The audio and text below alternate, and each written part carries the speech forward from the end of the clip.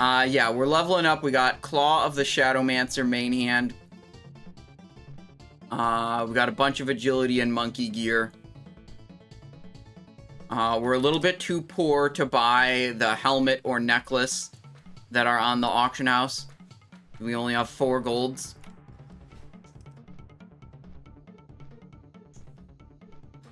But with our leather sales, we should be able to earn a bunch of gold. So I think I'm going to stick with these raptor spot that I've been grinding. Because we get so much leather from doing that. So easy grind. We still have plenty of bandages. We're not running low on the bandage supply. Yeah, just getting paid.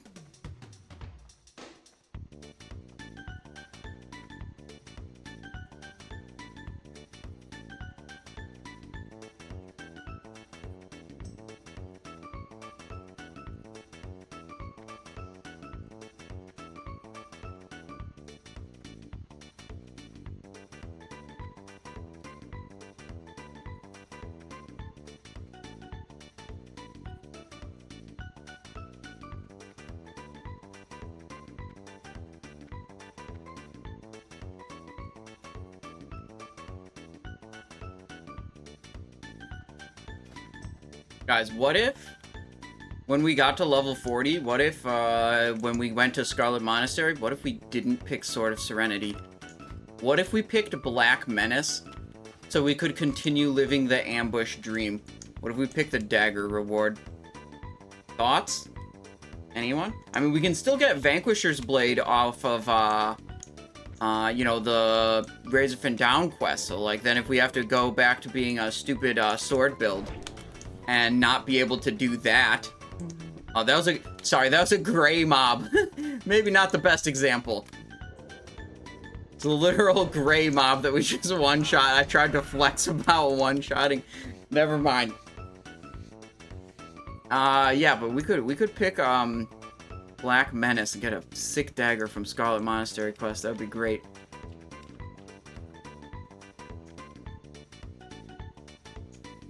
Look, being Dagger Rogue doesn't suck on a human. It's just like none of the human racials specifically benefit it.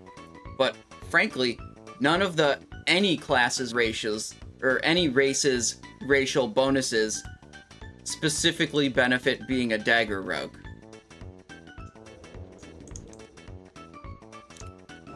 Oh, he's a gray mob again. I wasn't looking at that. I just saw a mob that needed to be ambushed. You know what I mean? Alright, so we'll hang out on these raptors for a little while, these lower level ones, to get the quest completion. Then we'll go back to our little excavation site place that we were doing before.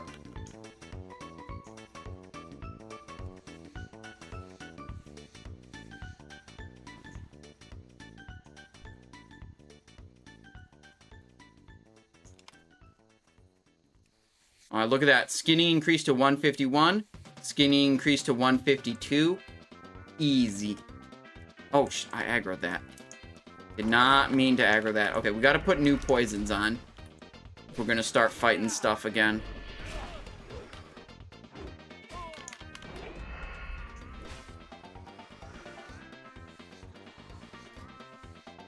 I'll bind the new instant poison.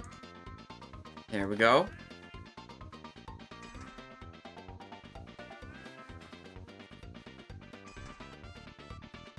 I think if I'm still rocking the ambush build by the time we're level 40 and doing Scarlet Monastery, I'll definitely pick the Black Menace.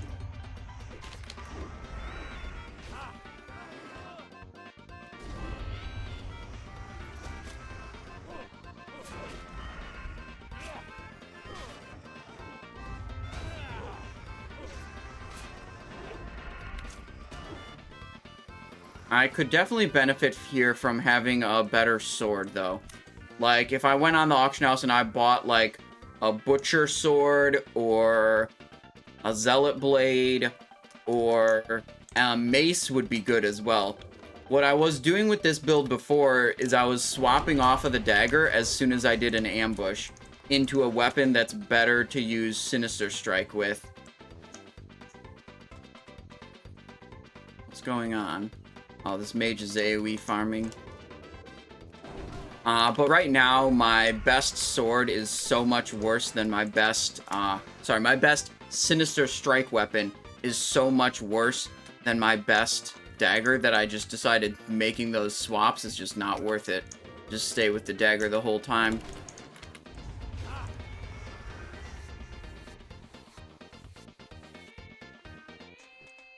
Alright, we have to kill these for the quest, okay? Guys, serious.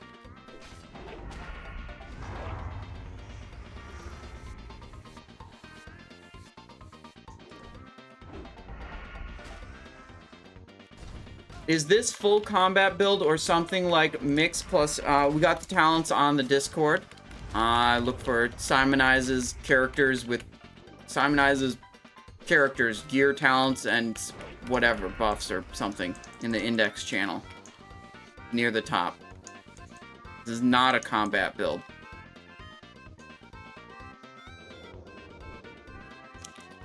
This is an ambush build. With subtlety talents. Where we just missed casting ambush. Kind of sad. I mean, it usually works better. Like, watch. For sure we'll crit ambush on this guy and not miss ambush. See? Beautiful. That's how it's supposed to work. And usually works.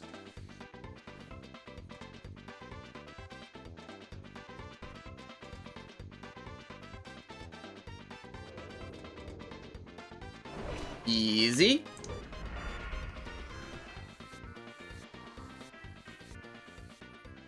Oh, another raptor just respawned right there. Another easy kill.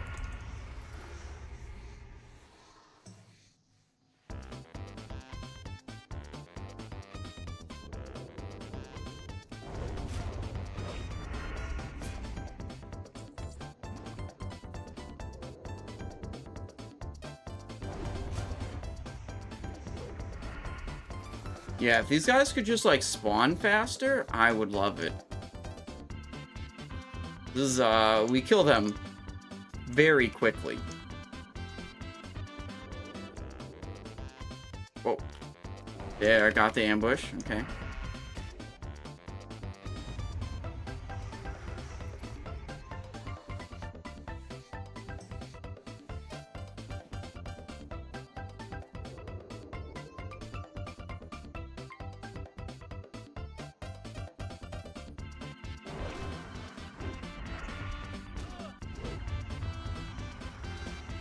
Oh, another modeled raptor. Love it.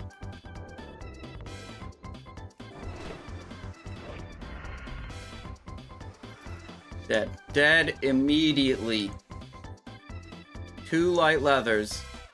Easy. Okay, I don't think there's any more mobs over here. At least not right now, so we have to go away. We're gonna lose our remorseless buff, which means we might cast an ambush that won't be a critical. Which would be very sad. We got like a 50-50 here, roughly. I think it's a little better than 50-50. Didn't get it. Unlucky.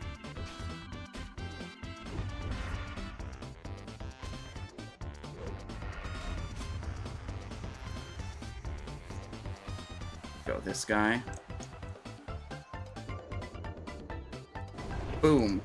Okay, we got all the modeled raptors we need. We need one more screecher.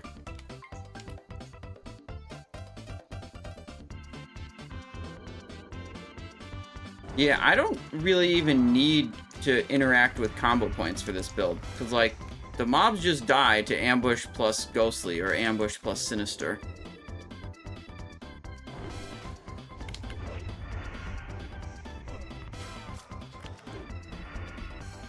Oh, whoops. I didn't mean to right-click that guy. I meant to right-click to skin that guy. Okay, now it's a little awkward because we didn't get to ambush opener this one.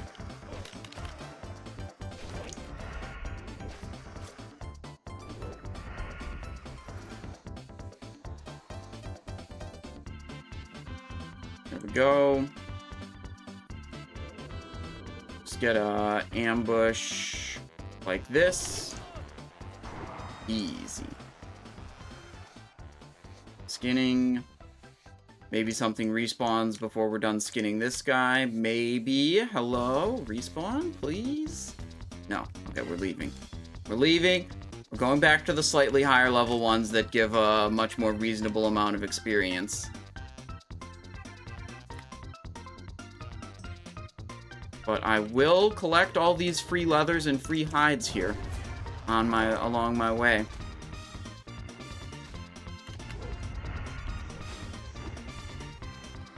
Oh, mob.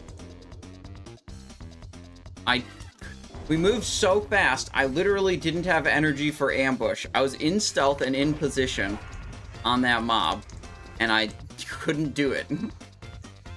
That does not happen that often. That's really quick.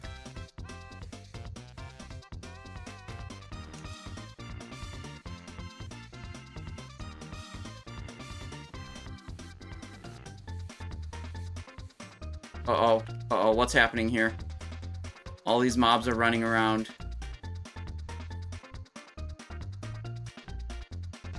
Okay, that was the mage AoE farming. Didn't want to get caught in a bad situation there.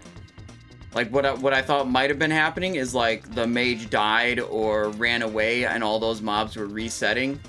They could have, like, all come on top of me at once.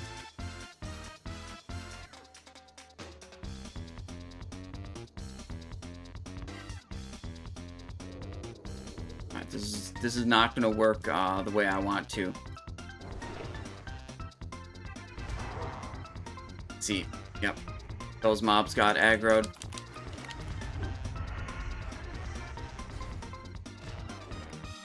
The screechers, when you get them low, they call for help. And we get them low the instant we ambush them. So there's no way for me to both do an ambush opener and not aggro the other mobs when they're positioned like that. I tried my best to, like, run away immediately, hoping that maybe it would just be, like, delayed a little bit or something, but no.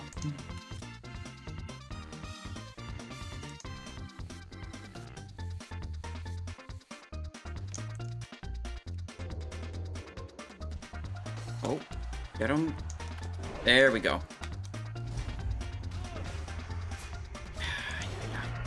Again.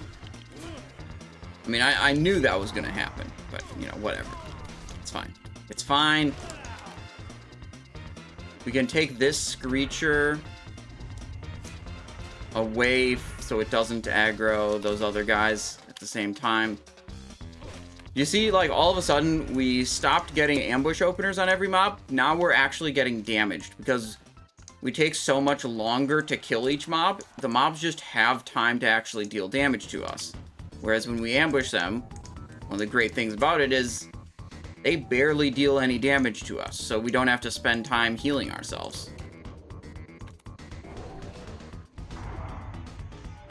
Future Movie says, if you're a Nintendo OST enjoyer, please put this on. I've got my own playlist right now that's all, like, good stuff, but I can copy that, paste it, and check it out later. Let me grab the link, go to Discord. I have just a channel for myself only that I just paste links and stuff. There we go. Donkey Kong Country. Oh, there's a problem with a Donkey Kong Country on YouTube. You see, I forget the guy's name. There's some rapper who uploaded a track with Donkey Kong Country as the background beat. I don't remember the name of the rapper. I'd never heard of him up until this point, though. And basically, somehow, YouTube's, automatic copyright detection system thinks that this rapper now owns the, copyright for Donkey Kong Country, a couple of the popular tracks for that. Because it was uploaded in as the, like, background music for his scuffed rap music or whatever. I don't want to disparage this guy, because I don't know, I don't really listen to rap music, but it's fucking annoying to deal with on YouTube if you ever upload something with that background music and then you get a copyright, you know, infringement thing, and it's like super fucking annoying to be like, that guy does not actually own this copyright, by the way, thank you very much. And it's just an annoying system to deal with, so instead of dealing with that, I just don't.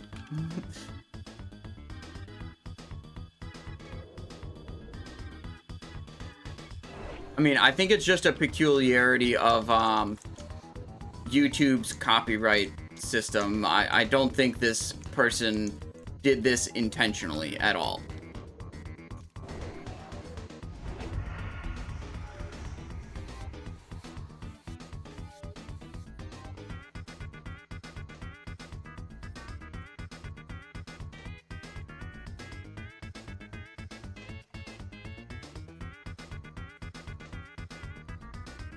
Do rogues need to worry about desync for weapons with same speed like warriors do? No. Nothing, there's nothing relevant with that you have to pay attention to. Okay, we're back to the excavation site. So let's go turn in the raptor killing quest. We'll probably get another follow-up quest to actually kill this type of raptor. Then we can settle in for more raptor grinding.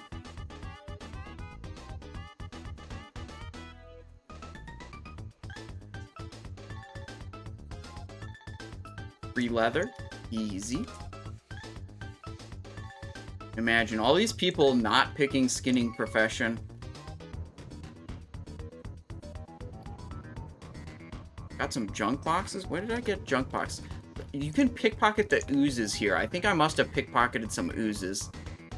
I have a pickpocket macroed into my ambush opener, just so I'm automatically pickpocketing anything that I'm able to pickpocket. Let's get some extra coin, extra lockpicking skill ups too.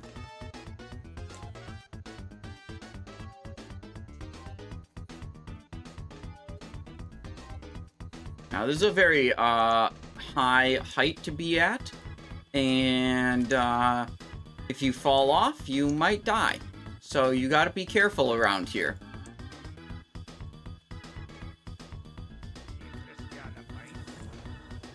Modeled Scytheclaw, modeled Razor Maw. Yep, that's what we're trying to do here. And this is a quest turn-in that we aren't ready for yet. Okay, that's fine.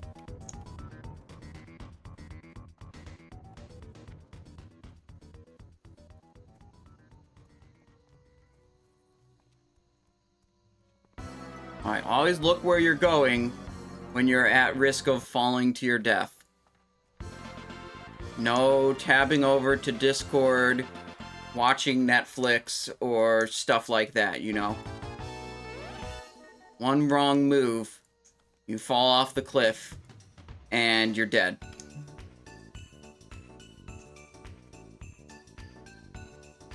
Oh, but look, there's free leather over there.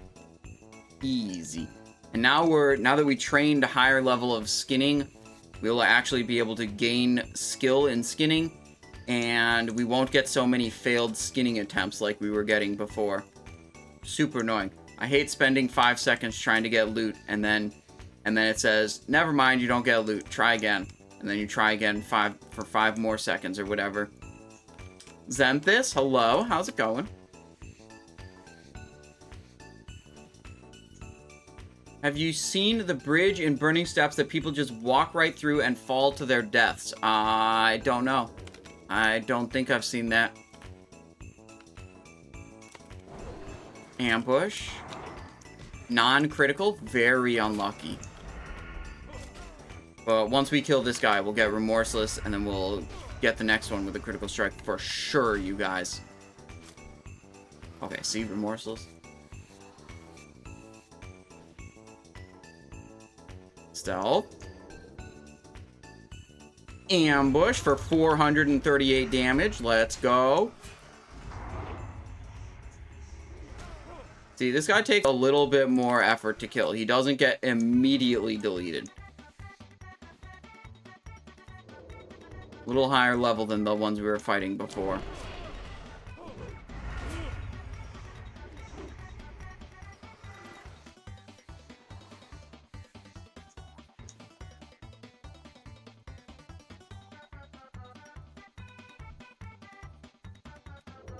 Enter stealth. Little ambush. Ghostly strike, miss. Alright. Maybe we should have gone towards more ranks of precision.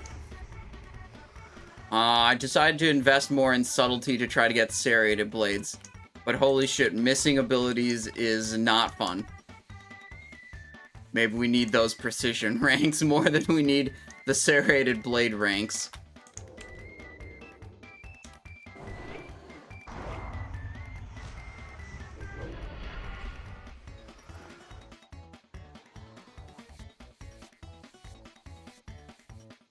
Whatever. We'll get the serrated blades and then, see where we go from there. Don't need to figure that out right now. This guy gonna aggro? Yeah. Dude, when they spawn, there's a couple seconds after they spawn where they won't aggro you, even if you're close to them. So I was hoping I could finish the skinning and then re-stealth before he aggroed me, because I saw him spawn right next to me. But I was wrong.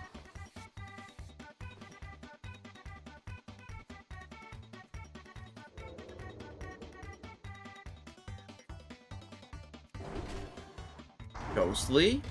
Sinister. Easy combo. Oh, Ancient Relic. Yeah, I need that. But I need to kill this raptor more.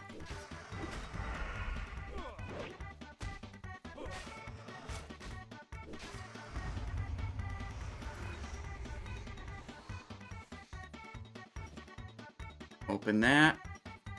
Go for this raptor next. Probably make it in time. Remorseless. Big ambush critical. Yeah, we made it. Nice, nice, nice. 135 XP, that's what we want. Medium leather, making money.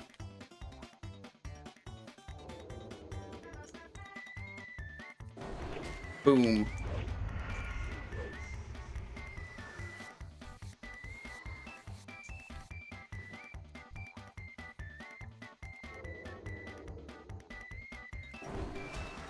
Ghostly.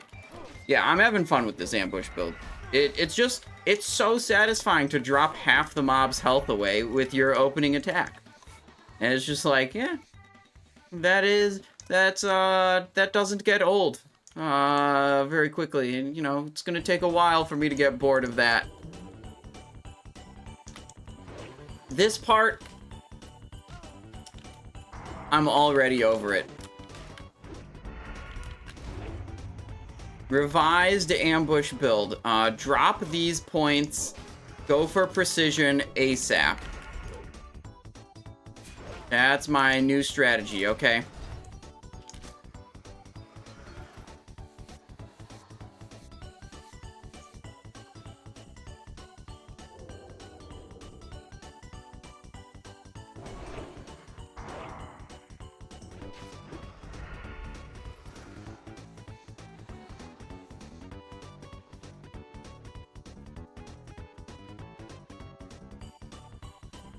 Whoa, whoa, whoa. I didn't see that guy around the corner on the hill. Okay, we might have to evade. Yeah, we have to evasion here. Ghostly. Might be a healing potion also. Yeah, it's a healing potion. Actually, this could just be a vanish. Oh, whoopsies. Kill that guy. Get distance on the mob. Vanish. Damn. So we walked around this hill. I saw this mob here. That's what I was going for. And there was a mob, like, over there that I didn't see. that aggroed, put me in combat, so I couldn't stealth. I thought I was going to be fine fighting both of these. So I, like, used some of my other cooldowns first. Thinking I was going to make it out of combat. If I thought I wasn't going to make it out of combat, I would have just sprint vanished immediately without spending those other cooldowns.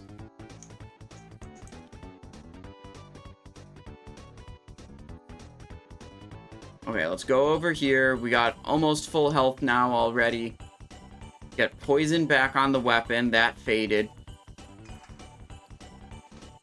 Let's get a food buff. 6 stamina. So now we're in a bit of a pickle because we burned basically all of our safety nets.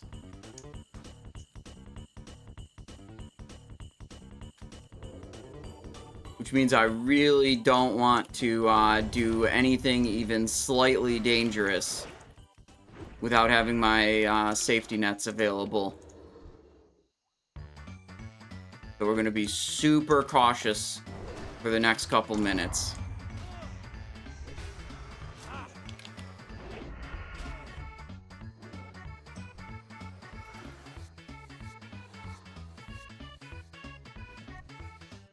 Alright, we at least have a potion back. We have bandage. We have thistle tea. We always had thistle tea.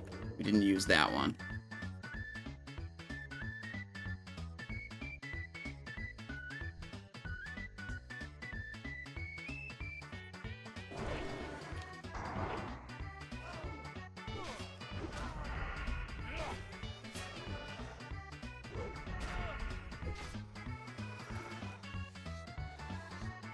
What add-on are you using to make the damage numbers on your screen so big? No add-on.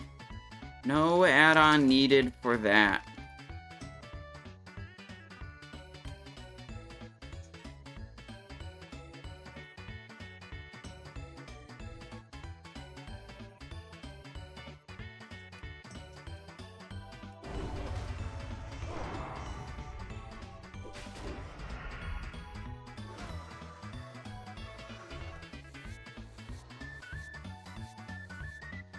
Heavy hide, nice.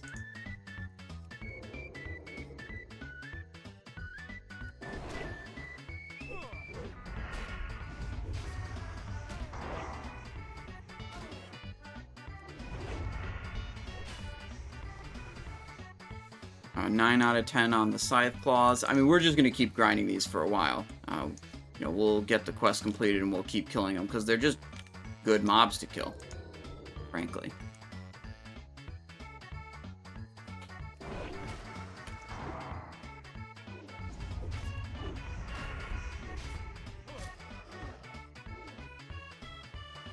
Also, I need to find the last, one of these things. I don't know what it's called, or where it is. Neru fragment is the last one we need. Don't know what the object looks like that I'm supposed to loot. But we're keeping our eye out for something that looks like this, or like that, but not one of those three. Because we already did all three of those. Whoopsies. Nope, we got aggroed. Okay. It's fine, it's just one of them. Okay, he dodged my first two abilities. Slightly annoying. Maven Games, hello. How are you doing today? Yeah, playing hardcore rogue. We did have to burn a vanish 4.5 minutes ago. We accidentally aggroed some stuff that I didn't see. And it was not pretty. But we made it out alive, of course. Otherwise, we'd be back in Elwyn Forest. Or we'd be in Northrend playing Wrath of the Lich King.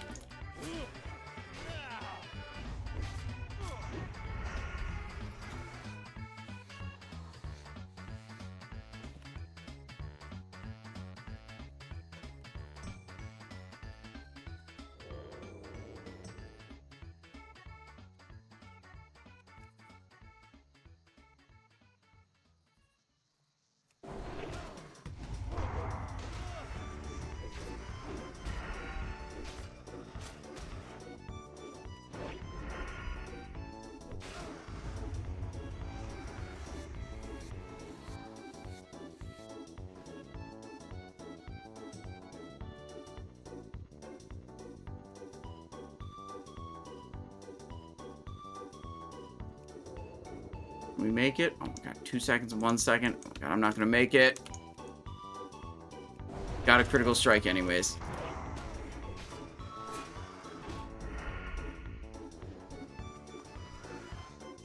Ooh, instant respawn on that mob.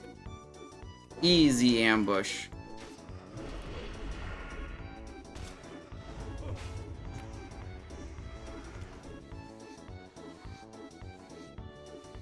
Oh, Lindor, you said you went to the burrito store and you got a sack of burritos.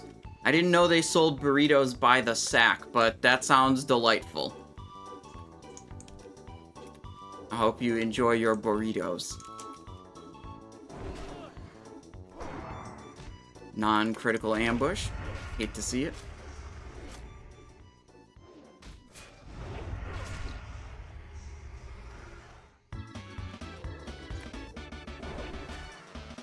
Had a damage over time on me. So the damage only happens every 3 seconds, but that'll pull you out of stealth. So you have to stealth and do your ambush really quickly or not do it at all.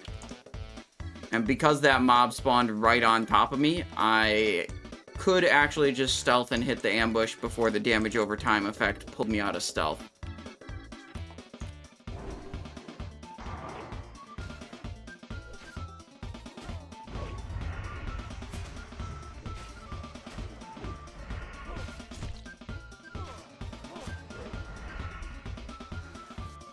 Alright, health is a little low here, so we'll hit a bandage. Where's our next raptor victim? This way, I think. Don't think we're making it in time for Remorseless, actually. Okay, it's fine. It's fine. We'll get the critical anyways. Never mind, it's a miss.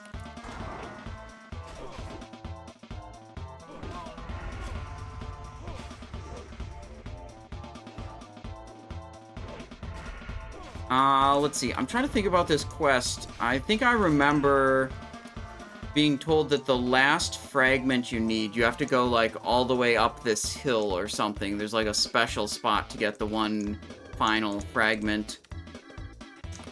So, let's go over that way, see if we can explore. I think you go, like, up this way.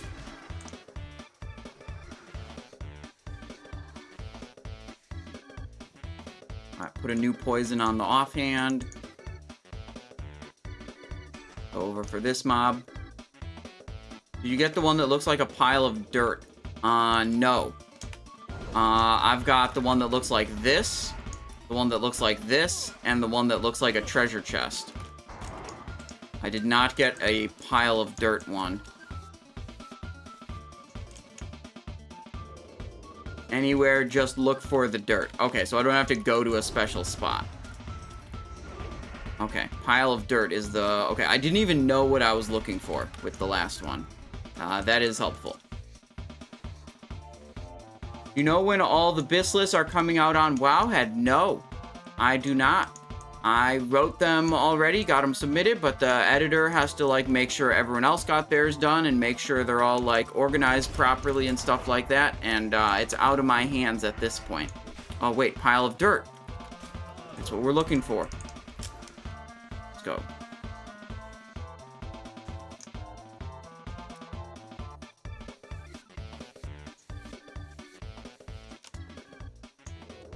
We can ambush this guy on the way to our pile of dirt.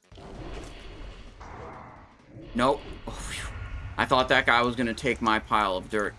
He was coming down from the side of my screen. It's my pile of dirt.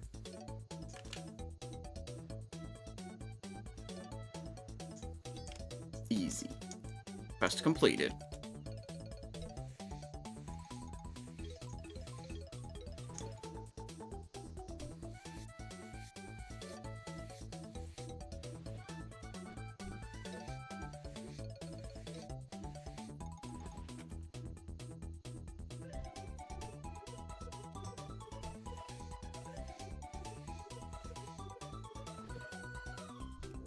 Re-stealth, re-stealth, re-stealth. Don't attack me. Got the ambush, but it wasn't a critical. Unlucky.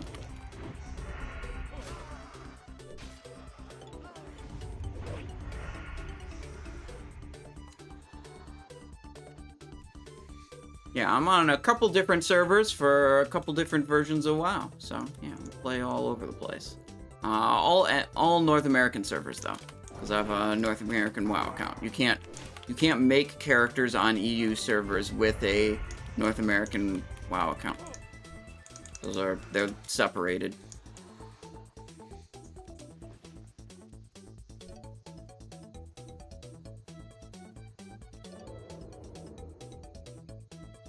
Easy ambush. 428 damage.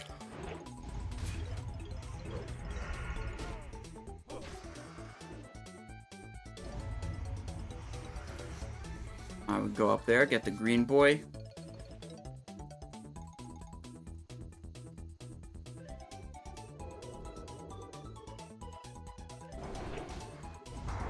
Ghostly. Taking him down. Just completely not interacting with the whole combo point finishing move thing. You know, like the main resource system of rogues.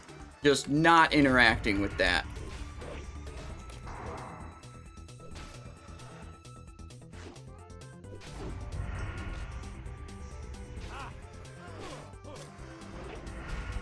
Okay, occasionally we will press a slice and dice when we get into a bad situation like that, like ambush missed, and then I have to actually fight the mob.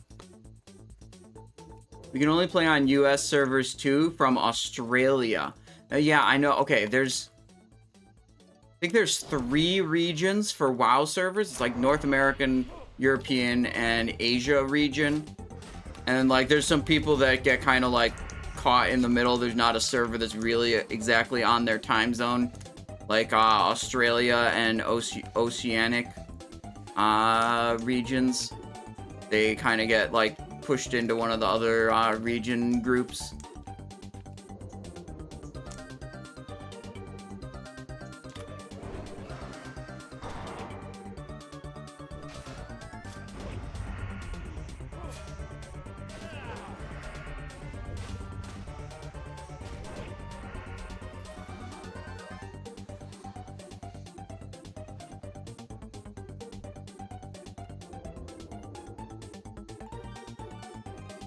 Easy ambush.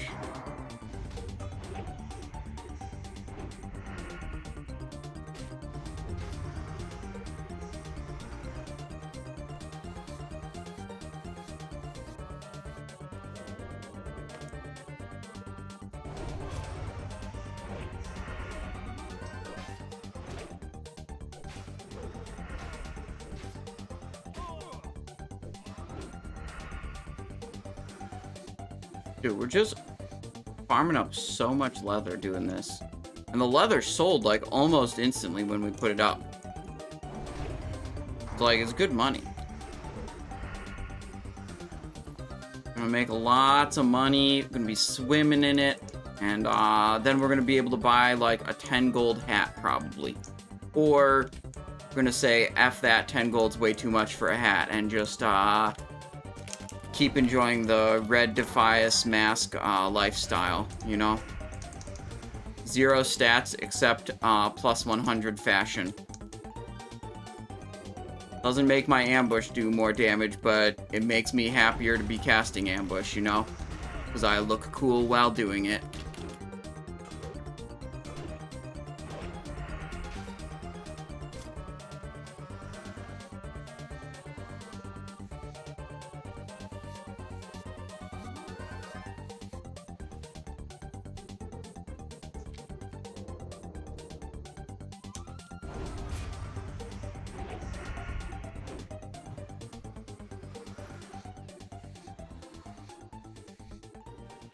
Leather. Think about it, like, these things tend to respawn really quickly. I've never been in a situation in this area where I was waiting for a respawn to happen. And that's, like, a really key and good thing when you're looking for mob grinding spots. You really don't want to be sitting around waiting for something to happen. You always want to have a next mob or next thing to go to. Are you a Cyberpunk fan? I've never played it. I've only read about it and read about how incredibly scuffed the release was. Oh gosh, this is like instant respawn. I accidentally attacked it before I could re-stealth. But luckily it's super low level, so who cares? Inventory is starting to fill up, but not quite.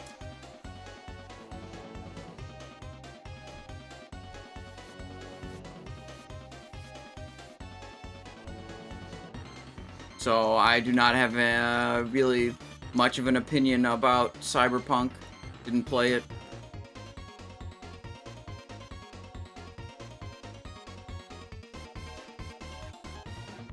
From what I read, though, it seems like most other AAA games that come out, where it's like, well, here's a game that's unfinished and buggy, but we're gonna release it anyways. Fuck you guys. You know, that's basically what happened with Diablo 4. It's what happened with Cyberpunk. It's what happened with, I mean, like, Starfield also, is more recent. Just, like, full of bugs.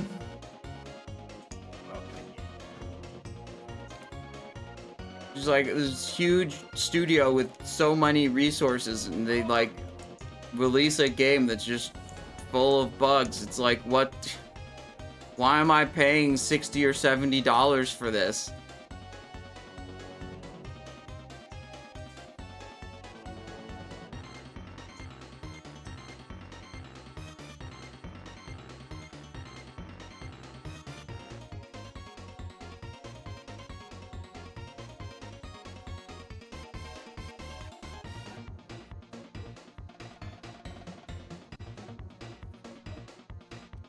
Alright, so we got 2 quest turn-ins, boosted our experience up a little bit. I was hoping that there would be a follow-up quest from one of those that was going to be useful for us, but there was not. Oh well. Only 84 XP on that guy. He's super low level, but not too low level that he doesn't give us Remorseless. So we can take this Remorseless proc, go over to the Raptor over here. It's actually higher level. Do a big ambush.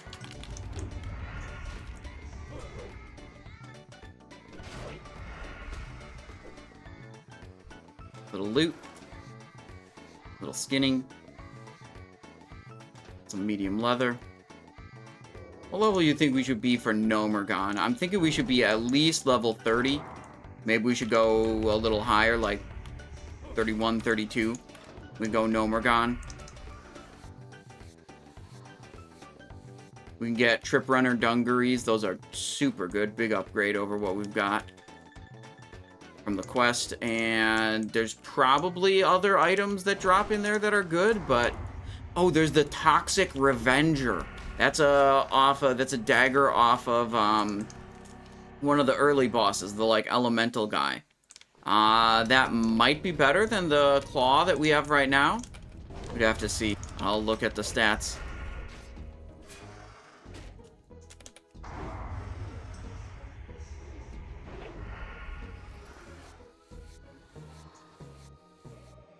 Alright.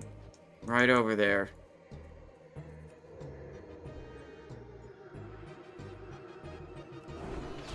Easy ambush. Oh, we've gotten to the end of the Diddy Kong Racing soundtrack.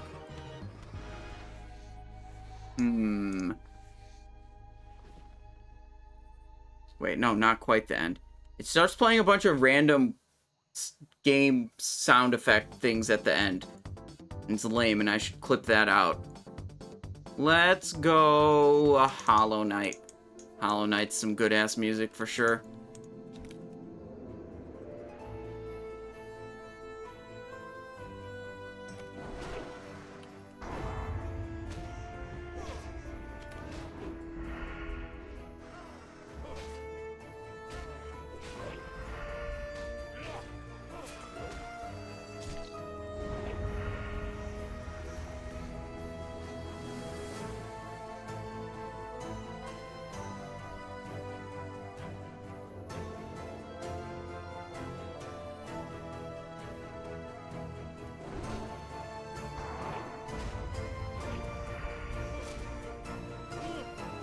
Double skinning here. I like it. You can tell the mobs are respawning quickly when a mob has already spawned on top of its own corpse from a previous kill. Let's just go. There's a corpse. Oh, like this. We could skin them all. Bro, going skinning was the best decision. If there was no trading allowed, I would have gone herbalism to access healing potions. But because trading's allowed, I could just buy my healing potions and just... Sorry, I would have to go herbalism and alchemy for that. And that's what I did on the unofficial servers when there was no trading allowed. But here, you can trade. It's all good. So easy choice, go skinning. Even if you don't auction the leather, you can still vendor it.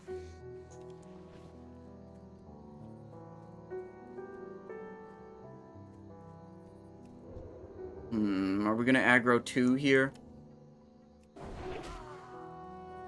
No. Nice.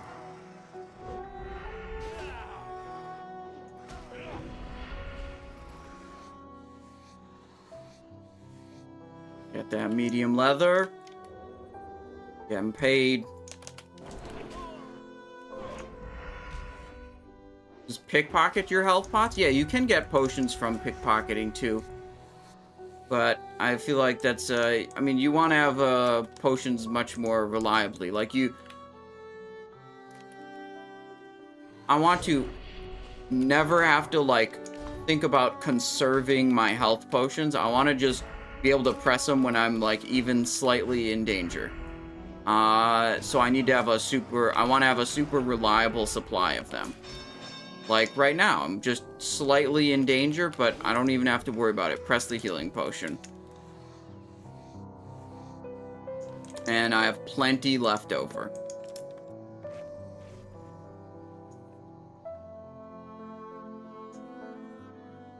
We can let some other chumps, fight over, you know, herb spawns in Elwyn or whatever.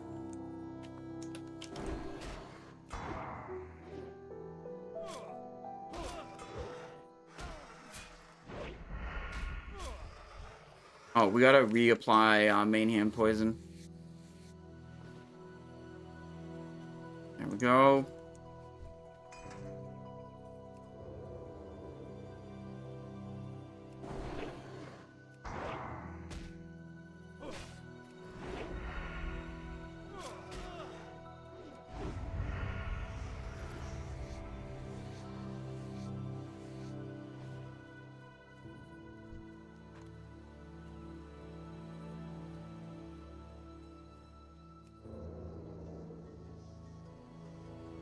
This is gonna be a double pull, probably. Oops. I hit my number 3 keybind, which is ambush, but I didn't realize I'd already been pulled out of stealth. Hit an evasion. We're probably fine here. Take down the first guy. Good. Take down the next guy. Have a slice and dice refresh. We'll go for Ghostly Strike.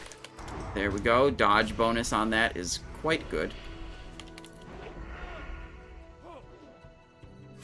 Yeah, totally fine. Bandage up.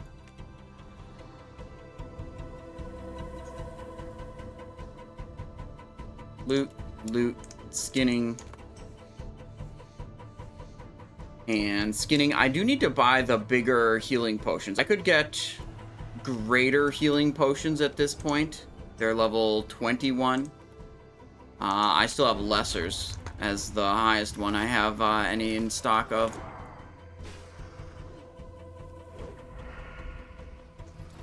So next time we go to town, we can do that for sure. Buy some of those.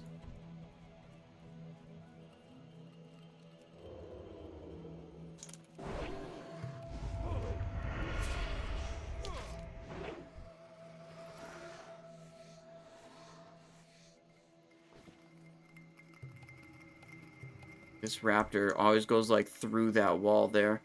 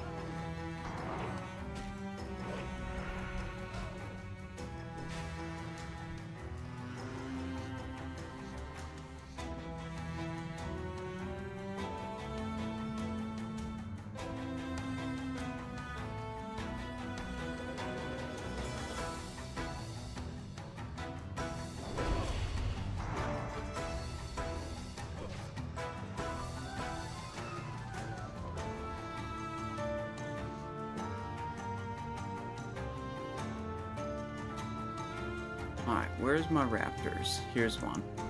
6 seconds left. We'll make it. We'll get the ambush. Easy critical strike. All the mob's health goes away when you critical strike ambush them for the opener. It's great.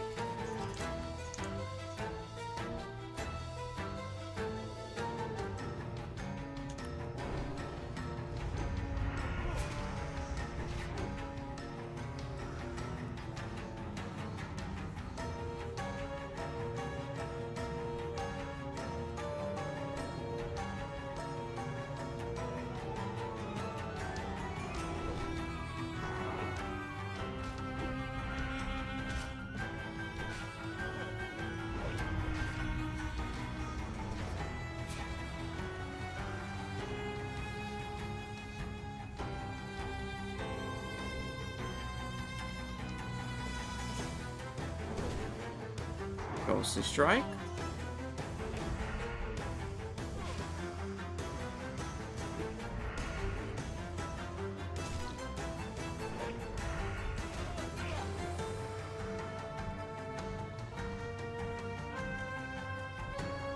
There we go.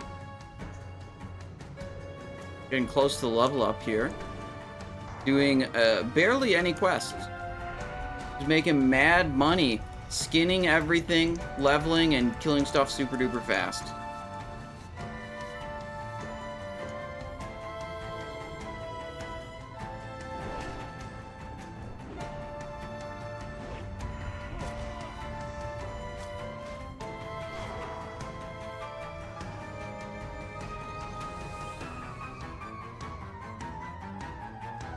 I wasn't sure if most of the leather would sell right away, but like, it literally, most of it that we listed sold before we even landed in Menethil from the flight path.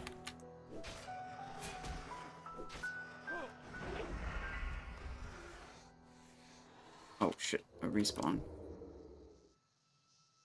Oh, let me get up the hill. Oh no! I couldn't get up the hill and then it started attacking me. I couldn't get behind the mob to do the ambush opener. Is it good to wait for swing timer to go through before casting next spell as a rogue? It's not super relevant. It's only relevant related to extra attack effects. And on an alliance rogue, you have sword specialization and you might have Hand of Justice. So the advantage you can gain from timing your abilities in accordance with your swing timer compared to just doing them whenever you feel like, essentially random relative to your swing timer, is very small. If you're playing Horde and you have Wind Fury, which makes extra attacks much more likely to occur, then it is a slightly more significant thing to worry about. But it's just... I feel like it's one of the things that a lot of people love to overhype and think that they're, oh my god, they're 420-69 gaming hardcore because they timed their ability to their auto attack timer. It's like, it just doesn't matter that much. It's a very small impact. Okay, I'm taking a lot of damage here. What the? That was the wrong button. I meant to do a ghostly. Okay, whatever. Oh, that's an insta respawn? Run away. I just heal up.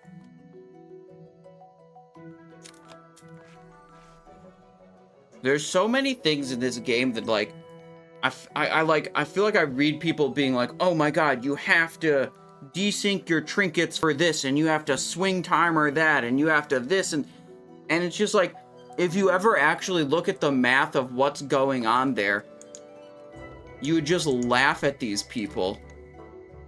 Because they're talking about things that are so incredibly minuscule and don't matter. And then they're also like, yeah, man, it was fine. I went for the slice and or I went for the eviscerate, but I dropped slice and dice for 2 seconds. It doesn't matter that much.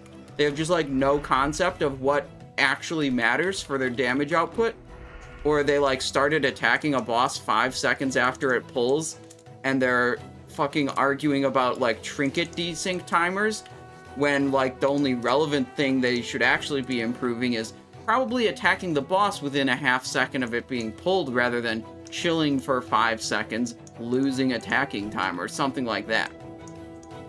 I would put timing your, you know, timing your abilities with a swing timer generally in the category of bullshit that you probably shouldn't be paying attention to because there's probably something more important to be paying attention to. And also the swing timer thing is only relevant in Classic Era. It is not at all relevant in TBC or Wrath of the Lich King. Because they changed the mechanic of how extra attacks interact with your auto attack swing timer.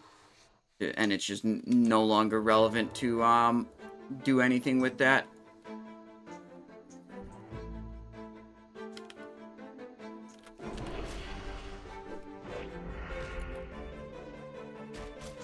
Whoopsies. I feel like maybe I should put, what if I put Ghostly on 3 and Gouge on Shift 3? Seems better. I stopped doing all these gouges that I'm not actually not intending to doing.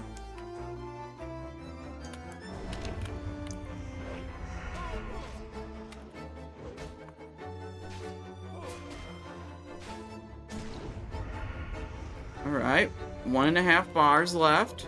Getting close to the level up. I got pulled out of stealth. I had the Rend Flesh debuff on me. So I went into stealth and I took damage from the debuff. That was oopsies. That was an oopsies. You know, you mess up too many of these ambushes, then you start taking damage from the mobs because you fight them for longer.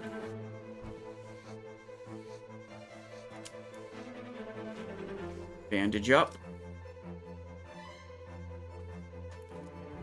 How much leather do we have? Let's put all the leather in one bag. Look at that. We'll take that to the market in town. Sell our wares. Trade for, I don't know, a cool monkey hat or something.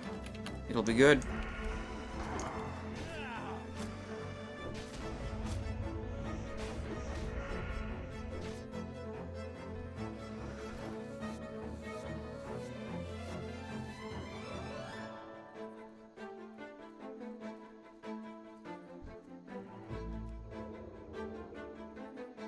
What the? There we go. Easy mob kill. Yeah, we gotta get a necklace and a helmet. Those will be big upgrades if we can buy those, but when we were in town last time, the necklace was 5 gold. Couldn't afford it. We only had 4. And the helmet was 9 gold. Definitely couldn't afford that one. We need a ring that actually gives offensive stats also. This ring, not so great. Almost as good as an empty slot.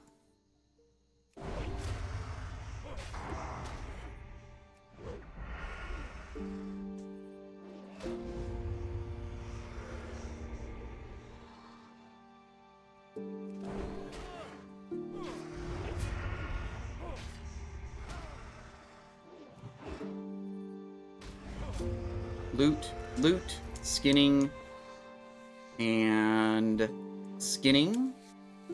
And maybe we can make it to this guy with our remorseless buff.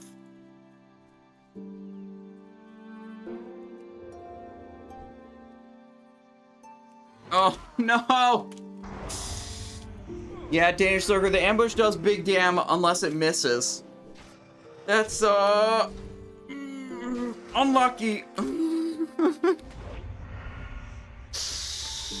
Unfortunate, indeed. Yep.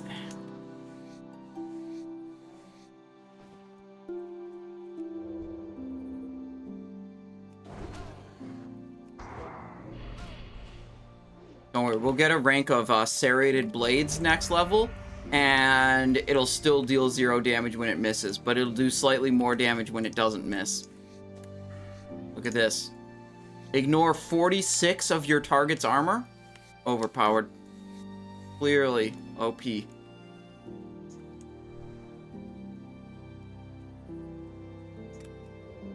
Actually, the next 3 levels will all be ranks of that talent, is my plan.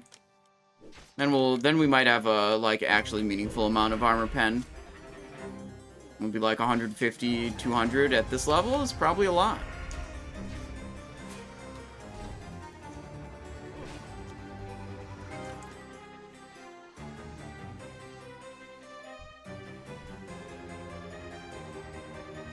Oh, no, he turned away.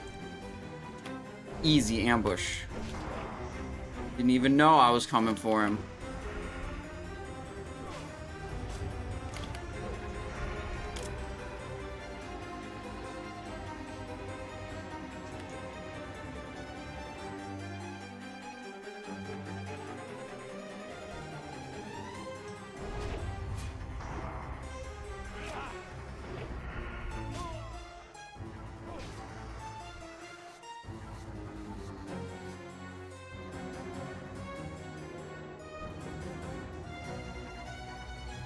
Oh. Got him.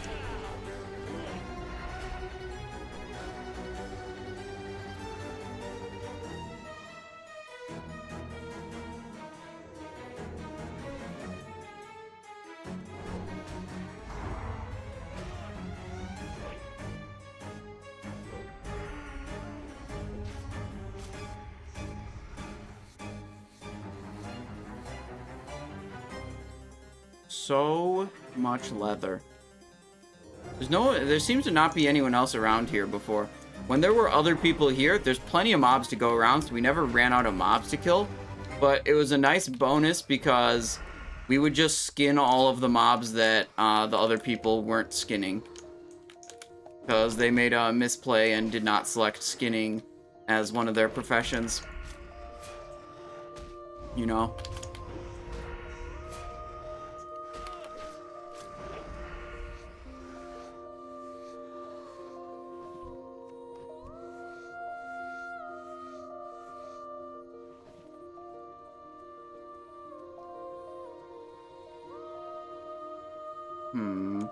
This one we can get to. Oh no, we lose it. Oh, we got a critical strike anyways. Nice. Wait, we just lost both of our poisons? We only had one, but we just lost the last one. Okay. Unlucky misplay not going skinning. Yeah, I know, look at this. Look at this inventory and then ask yourself why you're bad at this game and didn't select skinning, okay?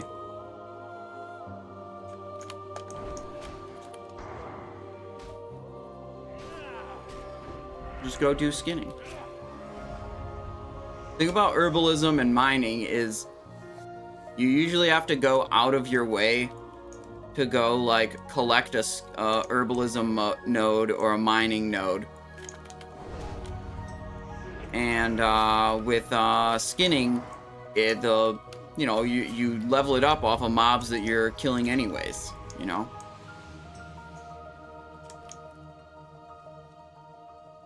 So it's good.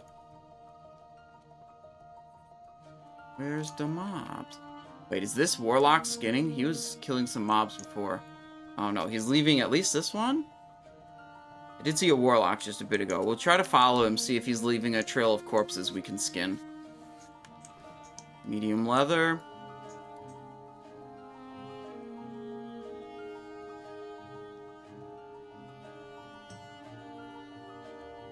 Where's he going?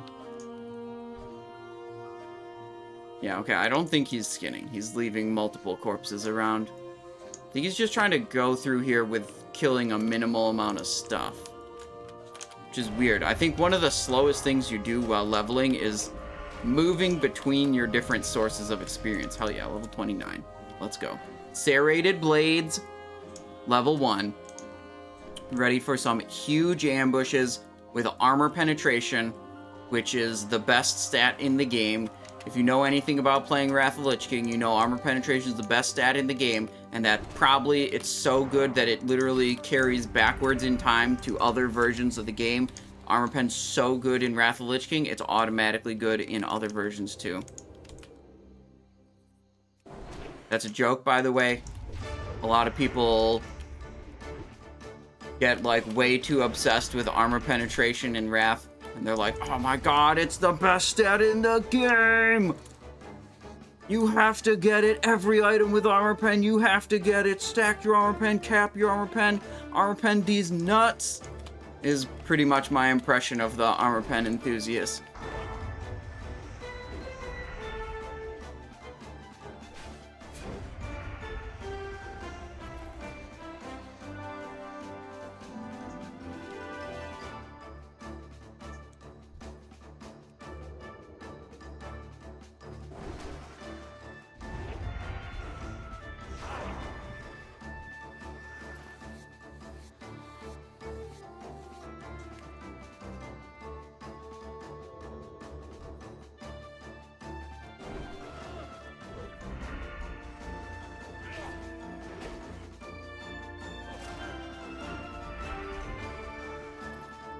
Simplicity asked, first time chatter, welcome to the stream.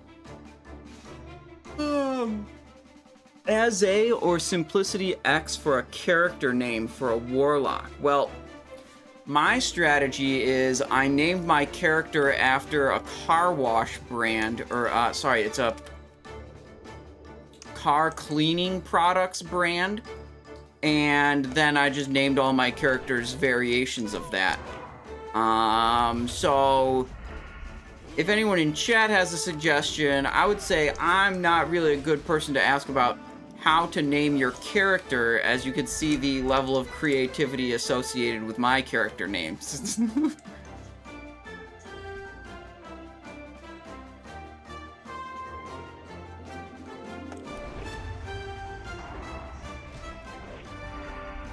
Blasted Boy is function. Oh, true. The Warlock is called Blasted Boy because the Warlock is was destined to summon players to blasted lands to kill Lord Kazakh, the world boss that spawns there.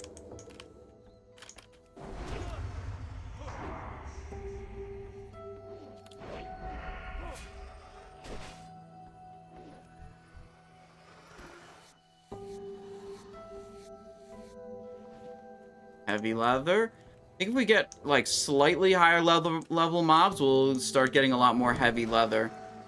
I think we're, like, right at the cusp of getting sometimes heavy leather, sometimes medium leather. I actually get a couple light leathers also. But heavy leather is definitely the rarest while we're fighting these mobs.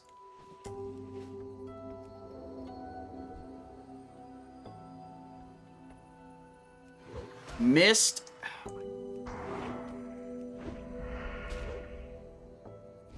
Can't handle the emotional roller coaster of ambush critical, ambush non-critical, and ambush miss. Just up and down, toying with my emotions.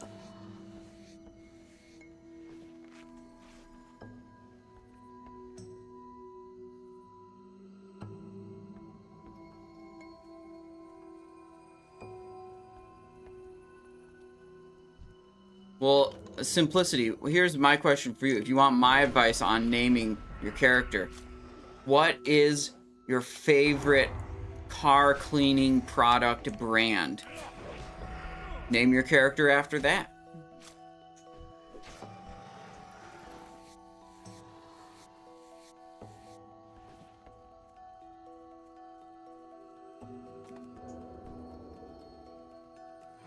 Fucking ambush. God damn it. That was like 2 out of the last 3 ambushes were misses.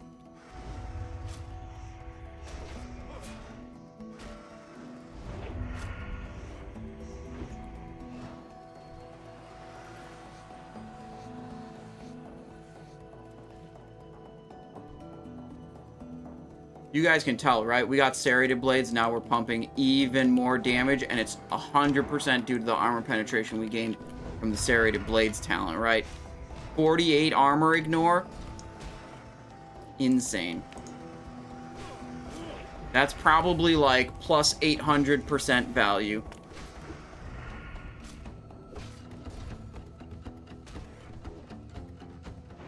Probably. Don't check the math on that. Just trust me. Just trust me, bro. Armor pen is goated.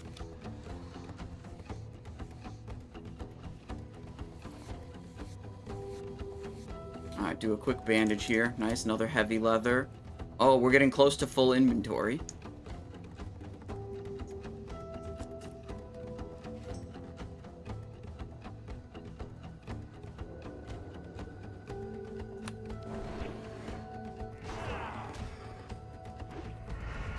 Three abilities in a row. No critical strikes. Unlucky.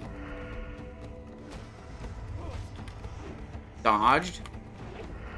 Sometimes not good. Usually good, but sometimes you just get got.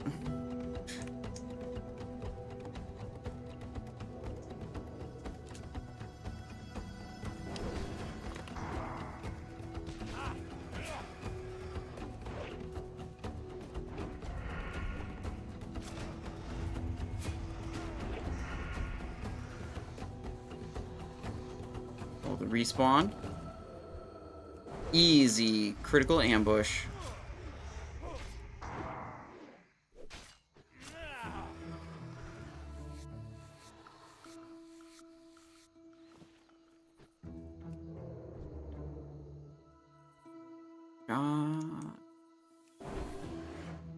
Okay, we're good.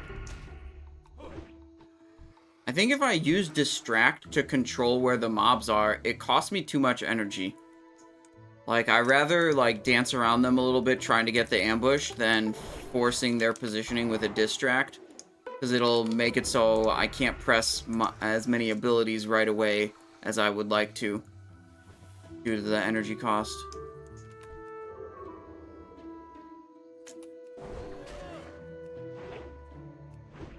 Maybe if I'm moving to a mob that's pretty far away, I know it's going to take me at least 4 seconds to get to it. Like this guy, if I distract him... Yeah, but then you see, that didn't take 4 seconds. That wasn't far enough away. And, you know, I could have killed it faster with a additional ability usage there.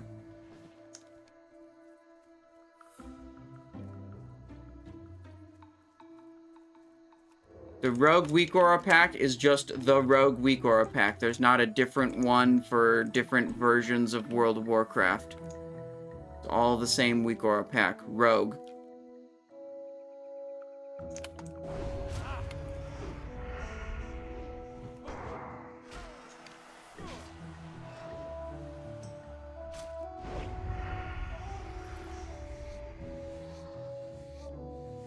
Johnny DeMello, yes, we do have the ambush talent in subtlety to make ambush have a 45% increased critical strike chance. That's kind of like the main thing this is based around. Ambush and more critical strike chance from remorseless attacks. So we almost always have critical ambush as our first ability, which chunks more than half of the mob's health away.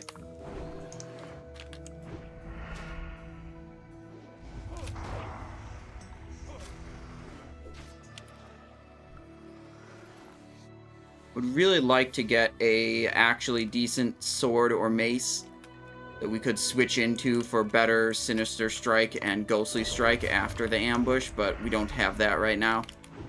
Maybe that's a better thing to spend some coin on than getting like a monkey hat or an agility necklace or something. Those are some upgrades we want.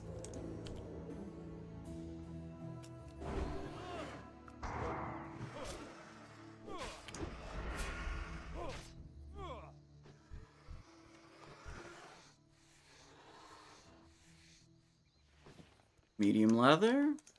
When are we ever going to stop farming raptors? That's a good question. Should we ever stop farming raptors?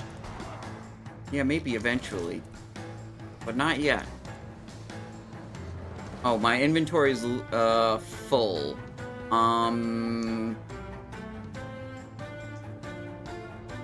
Okay, maybe we stop farming raptors now. just before I hit BRD? Okay, yeah, we can go to like 52, 53 farming these raptors, I'm sure.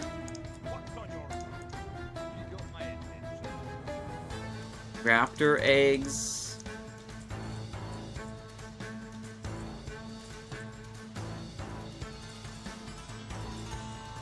Silk mantle of Gam. Nope, don't want that. Boar axe? No. Stamina robe? No.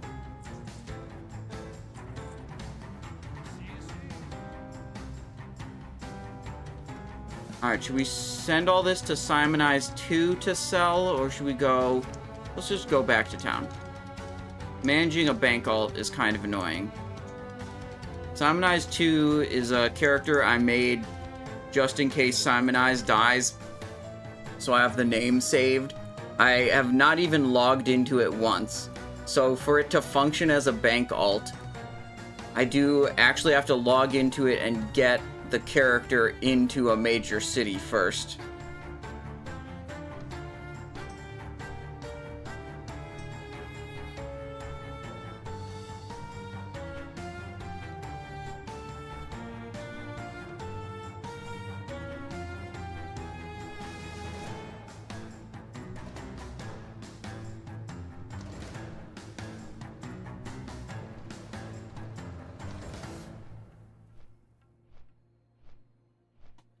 But this flight from Menethil to Ironforge is pretty quick. Him Zemo asks, where are you from? I'm from the United States. Oh. You know, the land of, if you get sick, you go bankrupt. That place. Very cool.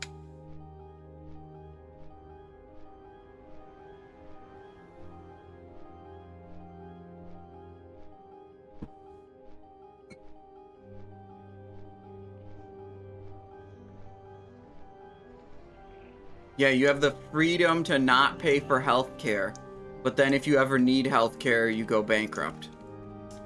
Good system, huh? Alright, we got light hides, heavy hides, medium hides. We got leather, leather, leather, leather. We got some heavy leathers. Sell all this stuff again. 7 gold in the bag. Okay. Let's check out the mace and sword selection on the auction house. That's something we didn't do before last time we were here. Also, maybe my money came in? Yeah, it did. Look at this. Medium hides sold, medium leathers sold. Now we've got 9 gold already. Hell yeah, okay. That's good.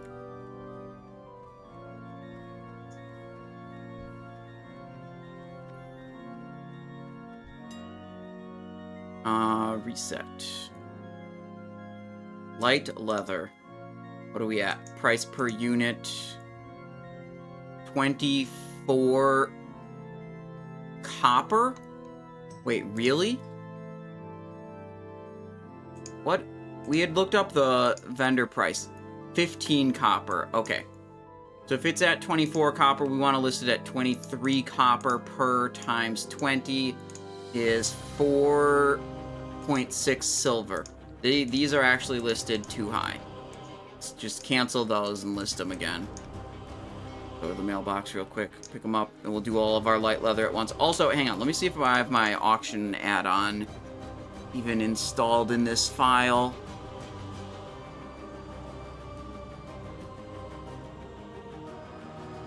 This should be my classic era add-ons. I don't know why the hardcore would be different. I thought I had Auctionator. Yeah, it looks like I do not have that in my add-on list. Huh. Damn, I thought for sure I had that. Oh well. I have no idea who did or did not say rogues were hard to level.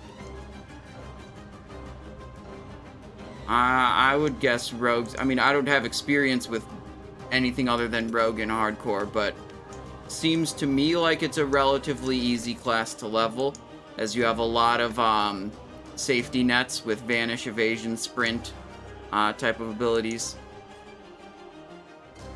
Alright, so calculator said 4 silver, 60 copper to beat the current market price.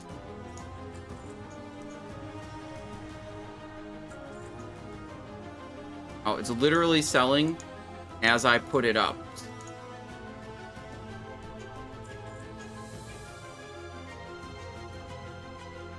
Four silver 69 is selling. Okay, whatever. That's not even what I meant to put it up at. Let's search light leather again. Yeah, it's still at 24 copper a piece. Okay. Sometimes when it's selling that quickly, I guess that, like, a bot is buying it because I listed it for, like, under vendor price or something.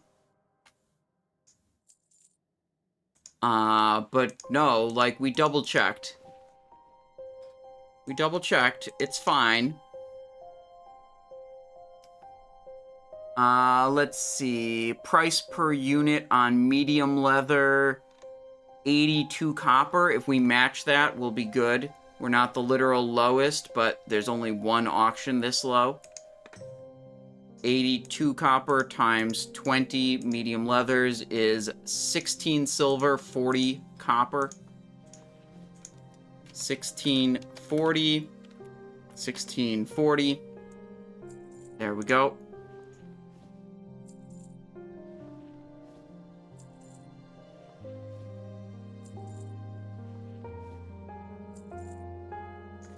And then we go 820, because this is only 10 of them.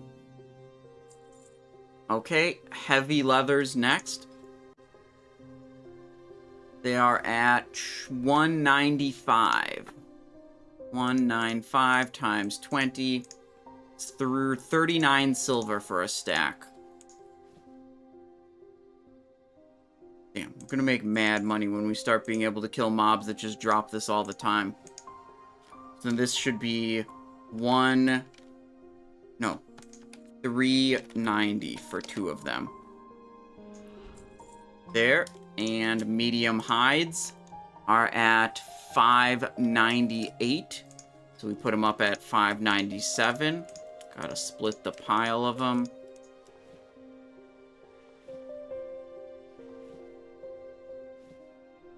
$597. 597. I wonder if I'm in a Discord for, like, trading gold between different versions of World of Warcraft, and it's really interesting to me what the exchange rates are for gold, because you think about it and it's like, man, if you want Wrath of the Lich King gold, if you can, you know, say your goal is to get Wrath of the Lich King gold, you could look at, like, classic era gold farms, and you could look at hardcore gold farms, and compare the exchange rate of those types of gold to Wrath of the Lich King gold, and then be like, wow, if I want Wrath of the Lich King gold, and I'm willing to mess around with all this trading, you know, maybe it's just actually good to farm in hardcore, and then find someone who wants to trade.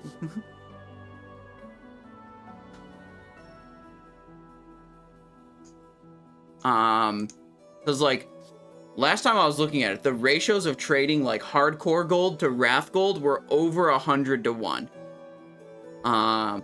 They're like, pretty insane. And classic era gold was, like, 6 or 7 to 1 wrath gold. Like, the ratio, the hardcore gold is super high demand. Okay, light hide. Wait, hang on, let's go heavy hide. Heavy hide is cheaper than medium hide? Okay, whatever. Buyout price per unit. 380. Why is a 388 sorting behind a 389? Sorting by buy... That doesn't make any sense. Alright, whatever. 387 is what we're listing this for. Literally not even as valuable as the medium hides. I guess maybe the medium hides are just more in demand. They're, like, used for other stuff. Okay, heavy hide, light hide, 75 copper a piece, so we go 74 copper. Put up the light hides. Then, once we're done selling all the stuff, we go to the fun part, which is checking for item upgrades we can buy. We now have 8 gold, 90 silver. We lost a little bit of gold putting in a bunch of deposits, I guess. Okay, armor. Let's go weapons, maces, usable, rare. Beazel's Basher. It's 2.5 speed, 32 to 60 on a mace. That's pretty good. Let's sort by eye level. 30 gold for a Dream Slayer? No, thank you. Looming Gavel, also pretty good. 4 gold, 50. What about the swords? Oh, Oscillating Power Hammer. Beazel's Basher is very cheap. That might be a good pickup, so we could swap onto it for better Sinister Strikes and Ghostlies. But let's look at the swords. Zealot Blade for 45 gold. No thank you. Black Knight is a 1.9 speed weapon, so it's not great. It's a bit fast. Butcher for 100 gold. Pass. Twisted Saber at 3 gold, but again, this is a fast weapon, not great for our main hand. Shadow Fang at 150 gold. Are you doing any dungeons today? I wasn't planning on it.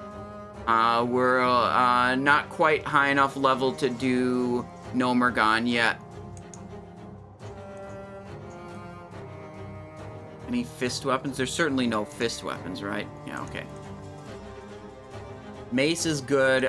So the mace is what? 3 gold 50 to pick this one up. 3 gold 80 to pick up a Beazel's Basher. Well, let's look at the necklace and helmet options that we have. Harmony, River Pride Choker. Oh, we could get a Wolf, 5 agility for only 3 gold.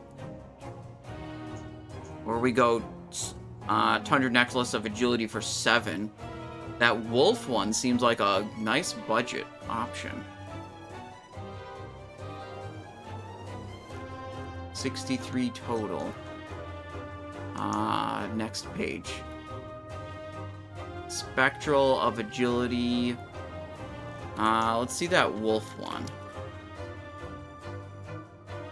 That seems like a good pickup. 5 agility. The spirit's, like, not great, but not the worst. Yeah, I'll grab that. Okay, leather head. What are our options here? Owl, eagle, monkey at 10 gold. Whale, eagle, monkey at 10 gold again. This is only 350. 7 agility, 6 intellect, 6 spirit. Not exactly what we're looking for, but it's very cheap compared to the monkey options. Let's see. We can pick between either the helmet or the weapon. I think picking up the weapon is definitely going to be the better option. We'll save up until we can find a helmet that's, like, more appropriate for us, right? Like, this thing's kind of, you know, agility and, like, well, I don't know. This is the same thing we bought for the necklace. Does it look cool? Not really. Nah, weapon is definitely a higher impact. We'll go for the weapon.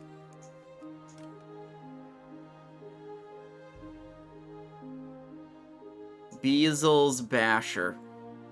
Not bad. Strength, 2.5 speed. Good damage range. It's a mace. Works way better with Ghostly Strike and Sinister Strike. Let's buy that. Okay, we've made our purchases.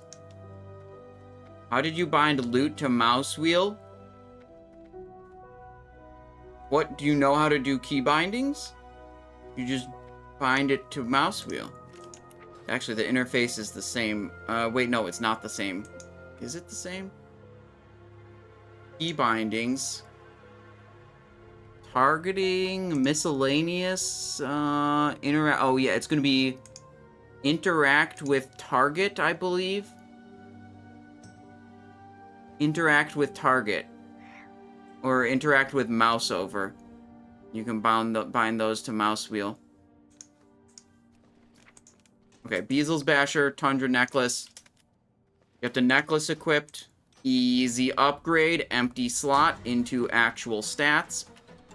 And now the mace, we might be a little behind in our mace skill. Let's see, yeah.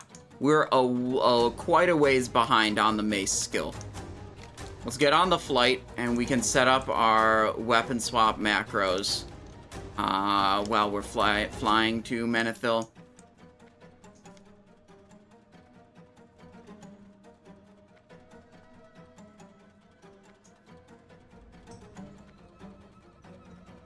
Yeah, you don't want to have to target every single mob, Hypercorn. You just want to mouse over them. Whole idea is just looting way, way, way faster. Want to do Black Fathom Depths, maybe? Ask Kokoro. I already did Black Fathom Depths once. I don't think I want to do it again. I actually didn't do Stockades, though. Stockades is one I kind of missed. Maybe we could do Stockades. Good amount of experience in there, I think. But for now, I'm enjoying the raptor farm. And I feel like I'm making a bunch of gold doing it too. Because I get so much leather. Now, for the macros. When we enter stealth, we want to equip the claw. When we ambush, we don't want to do that. When we do this, we want to equip the claw. When we press Sinister Strike, we want to equip the claw. Or, sorry, not the claw. The equip slot 16 Beazel's Basher. Save. Now we need a new macro also. Ghostly Strike.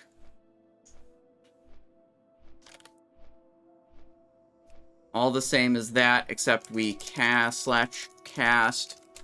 Ghostly Strike. There. So now it will equip the appropriate weapons for the appropriate attacks. We might have to fight some low-level mobs to skill up our mace skill for a little bit before we go back to our raptor area. We're going to be in a bit of trouble if we try to fight the raptors with 70 mace skill.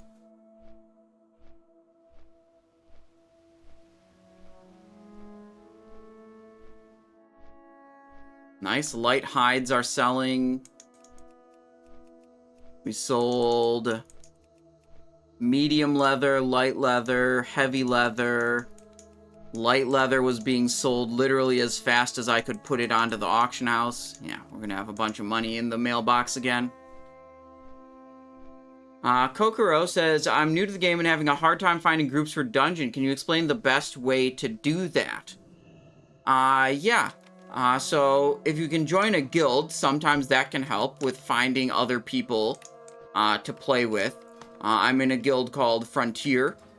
There's the guild tags, the thing under the person's name. This guy's in a guild called TMT.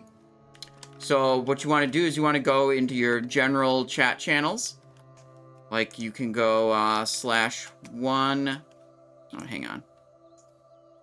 /2. See, it says channel 2, general wetlands. Sometimes it's going to be /1. Sometimes it's going to be 2. Sometimes it's going to be 3. Just if you have other chat things going on. And you can type, usually it's good, like, if you're in a town, there's way more people around. And you can type and say, hey, I'm new to the game, I'm looking for a guild. And, you know, maybe no one responds, you keep questing, and you post again a little bit later. You go to a different region, you post and you say, like, hey, I'm new to the guild, new to the game, looking for a guild, or looking for a dungeon group, you can also go, and if you go into the right, oh shit. What the hell is this? 34? No, dude, I'm not fighting level 34 mobs, bro. I'm level 30. Guy's dead. He just says help a bro, and then he's level 30 and goes to fight 2 level 34 mobs. No shot. No shot I'm getting involved in that. Stupid.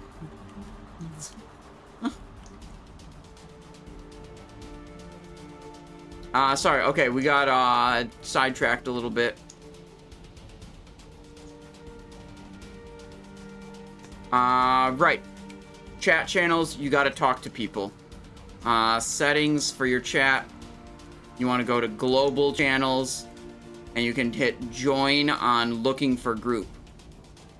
Did you do a guild application to Frontier? No, see, I was a founding member. I got connections, you see.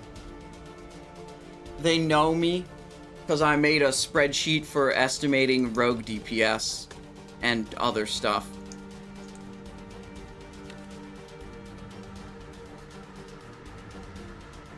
Yeah, I mean, the big thing is you just gotta, you know, join the general chat channels, like, talk to people.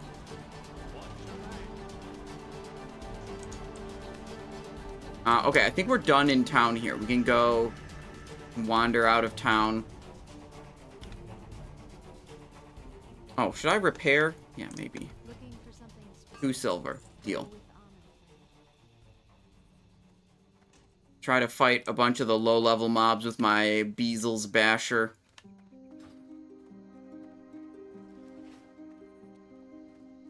You're right. True, you're right. It's for comparing gear, not estimating DPS. Those are slightly different things.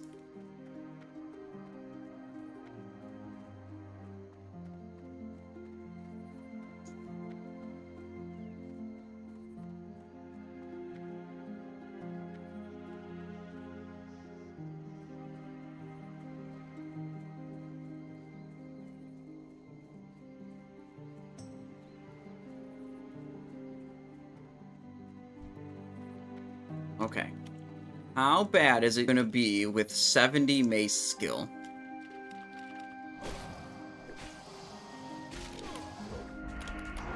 Skill in maces increasing rapidly. Wait, my Ghostly Strike macro is not working for some reason. Oh, it's not... I see. It's not showing the cooldown of Ghostly Strike. It was working. I did get the buff. But the macro isn't displaying the right cooldown. We can fix that. Macro, Ghostly, it's show tooltip Sinister Strike? Yeah, no wonder. Ghostly Strike.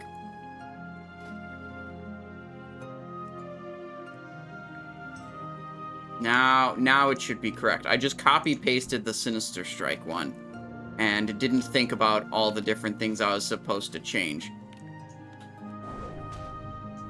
Good. And we switch into the mace. Nice. Oh, I have a main hand, offhand, weak aura, I think. General auras, main hand, offhand. Yeah, let's show those. We have to change their alignment, though.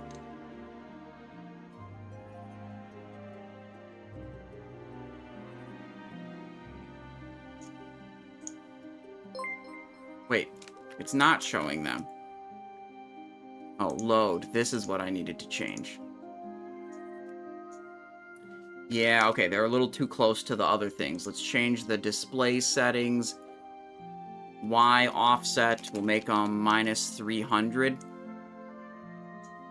And minus 300. There. Now you can see... oh, you could be able to see it before... Whatever, never mind. It's fine. Totally fine. You can see as I change weapons now, it'll, like, auto-update right there. What do you think of paladins? Well, the last paladin, the one we just encountered, was kind of dumb. Kind of dumb.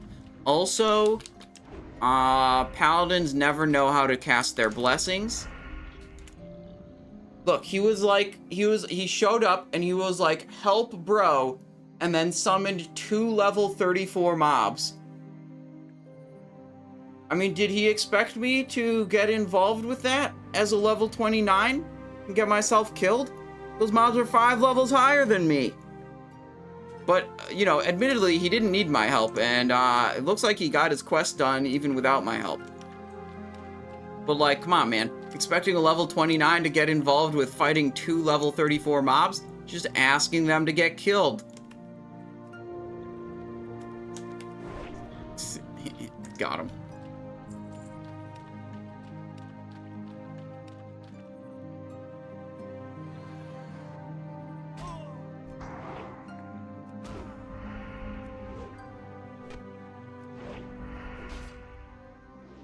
Can you copy the macro with Ghostly Strike, please? Wait, hang on.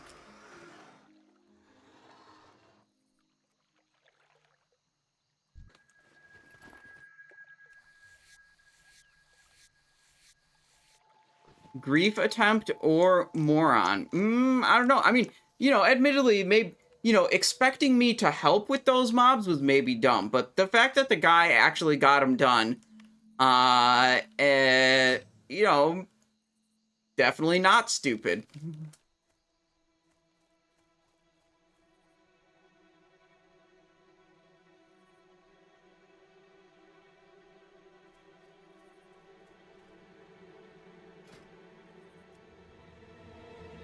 Here, I'll put that in stream chat for you.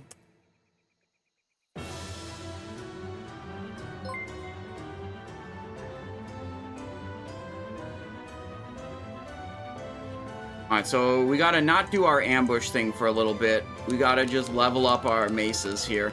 You see, we get a lot of dodge and parry. Not great.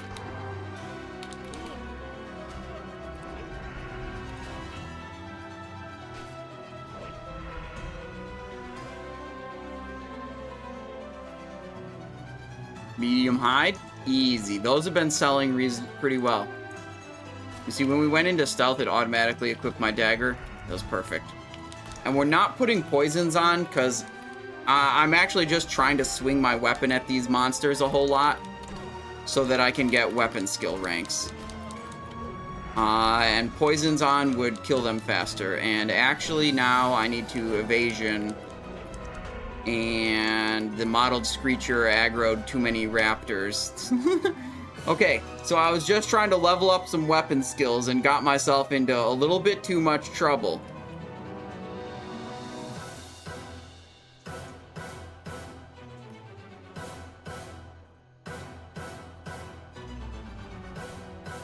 Novolok, don't worry. We've only ever had to cast Vanish twice, and we haven't died yet.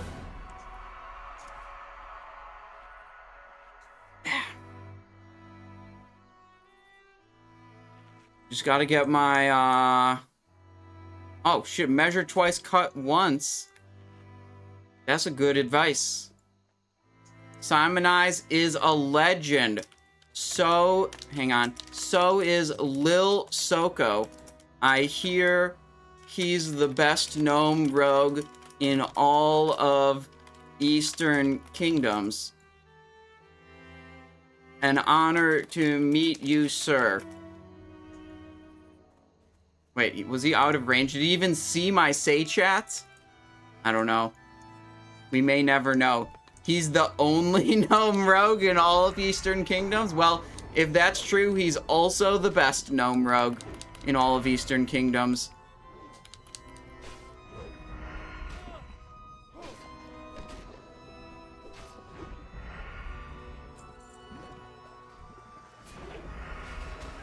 Healed a mob. Nice.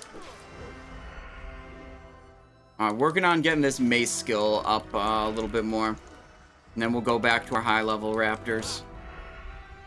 and actually doing ambush.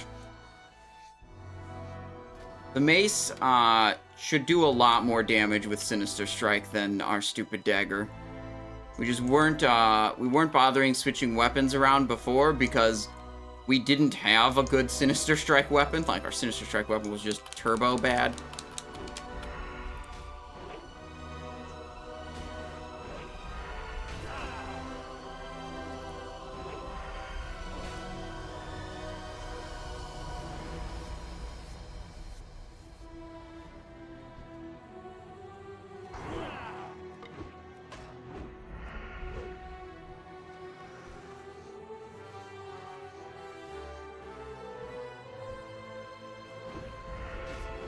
$75, 166, not bad. Mace skill up to 133. If we wanted to level maces faster, we could have bought a offhand mace to equip also. Then we'd be swinging mace weapons more often, which would get us more skill, but that costs gold or whatever, silvers. Just buy the one weapon we actually intend to use. We'll get the skill points eventually as we make our way towards the other raptors.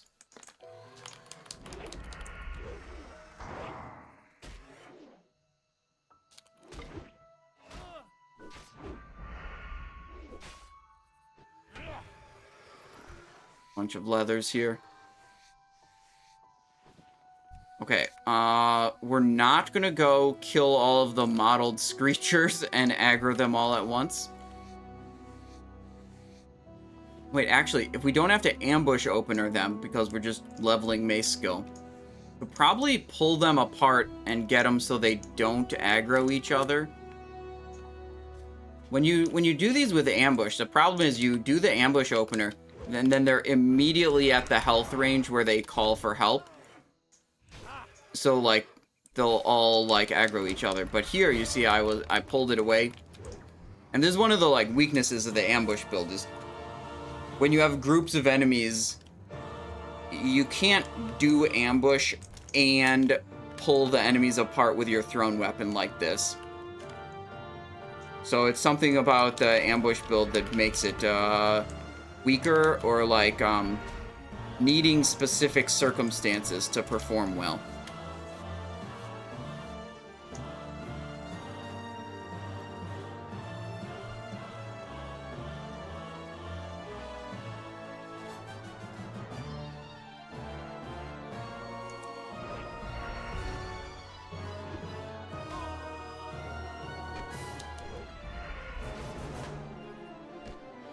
Oh wait, these icons are in line with where my buff icons go, so I should change their position to be so they won't overlap those. Hang on. Let me see. Rogue auras, non-essential. Yeah, they're literally like right on top of them. Okay, so we go minus 364, 360. That should be good. There. Now when I press evasion or sprint, those will pop up here, and you can still see the weapons there.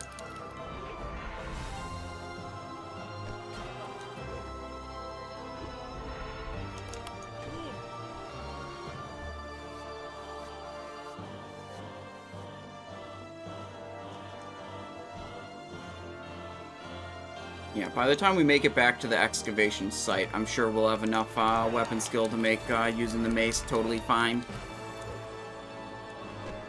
We're almost there. It's right around this hill.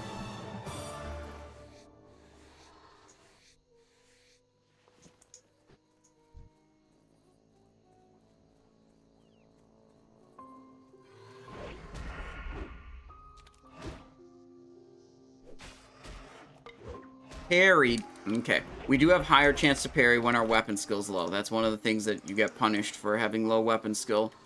Higher chance for the enemy to dodge, to parry, for your attack to miss, all that, not good stuff.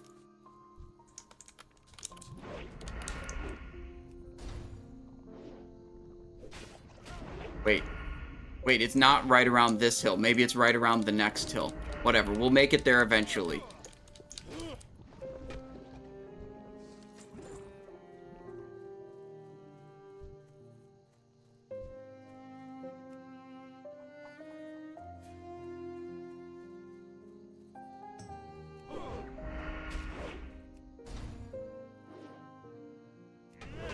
Skill in swords up to 150, so that's maxed out now. But that's not what we're working on. Mace is at 124. Yeah, so we're about 5 levels behind. Each level is 5 skill points. So you can translate it to level by dividing by 5, you know. Conversion like that.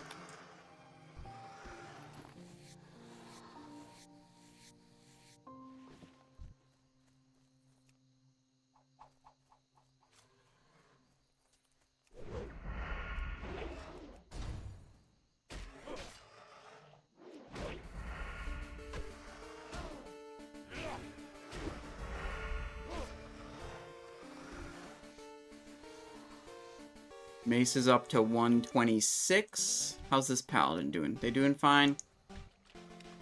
2 mobs, level 28. Yeah, they're fine. Plenty of mana. Don't have to bail them out or anything like that. I saw them aggro the extra stuff. And, you know, I've been in that situation too, where I aggroed the extra blue raptors, and it wasn't pretty. Wanted to check, make sure they were okay. Alright, let's poison up. Get back to ambush business.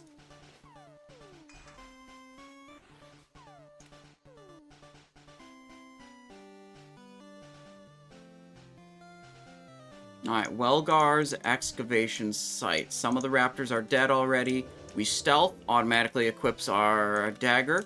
Ambush. Ghostly strike switches into the Beezle's Basher. And we get nice ghostlies and sinisters. Perfect. That's exactly what we want it to do. And we stealth again. We're back to the dagger. Easy.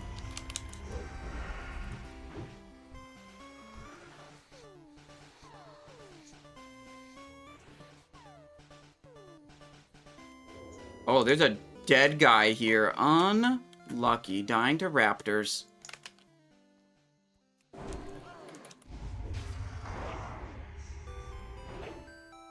Dodged. Unlucky. Unlucky for me. Not as unlucky as that guy got, though.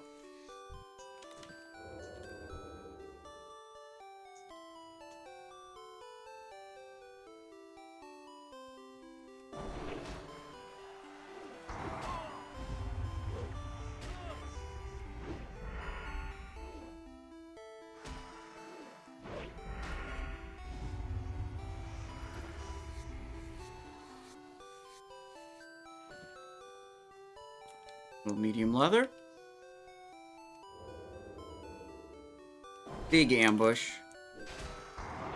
Into ghostly.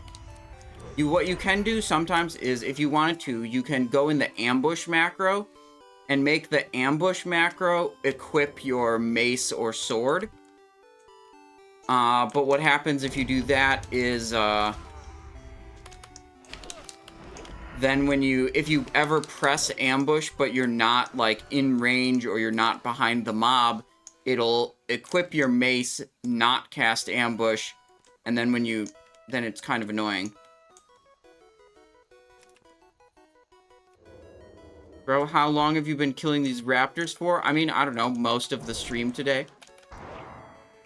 We traveled to wetlands, and we killed a bunch of other stuff, and then we also killed raptors. Why am I still in combat? Okay, it's fine. We're not in combat anymore. And the raptors are a good grind. So, you know, we're making money and getting experience. So we'll probably do that for, you know, at least the remainder of this level. And maybe we keep doing it after that? Probably not, though. We got at least one more level of this area being quite good for us.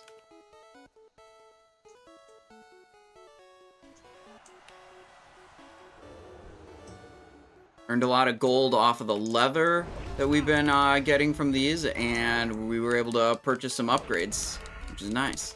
Got our necklace, got a Beezle's Basher. I like this item name. I like saying it. Beezle's Basher.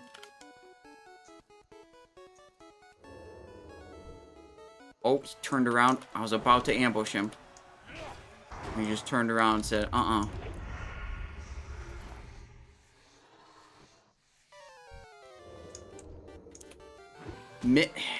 Missed ambush. Unlucky for me. Defense up to 142. Mace is up to 131. So 131 is equivalent to level 26. So yeah, we should be doing pretty good with maces against level 26 and 27 enemies at this point. We can still get more mace skill and do even better, but we're in the territory where they should be totally fine.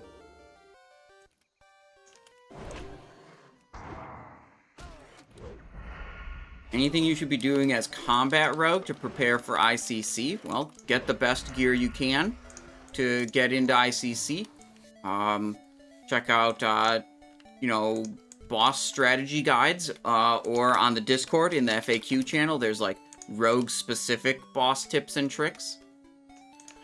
You'll probably want to craft the Blade-borne leggings as early as you can. It requires some Ashen Verdict reps, so you won't be able to do that until, like, after the raid is open, but you might want to get some of the materials for the Blade-borne leggings ready to go. Will a rogue be in the first Lich King kill? I don't know.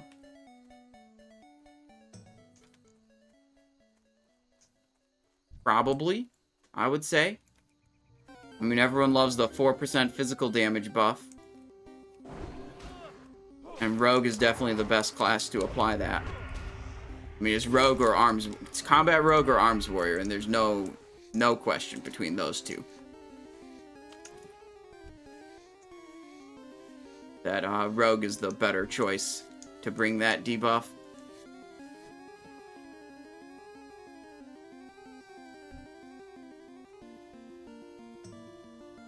Better than Broken Beast Legs Heroic. Yes, by a lot.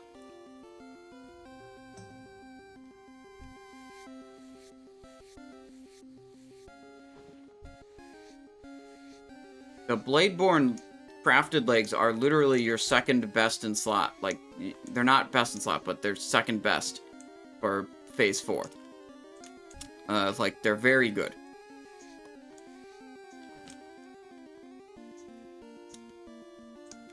All these poor souls who didn't pick skinning. It's crazy. You just go skin all of their mobs.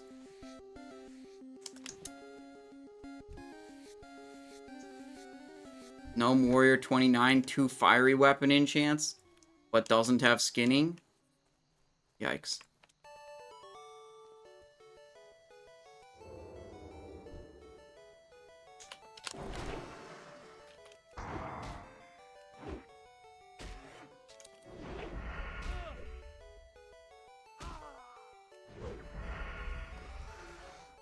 Oh, insta respawn.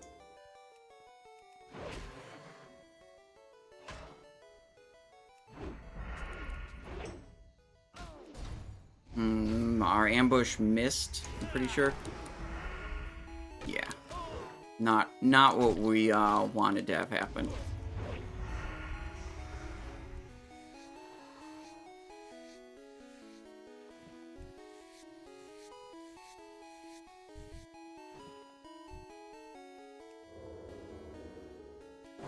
Big ambush. That's the way it's supposed to go, you guys.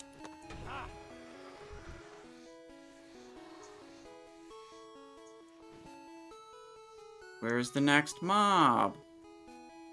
All the way over here. Can we make it in 7 seconds? Probably. Yes, we can.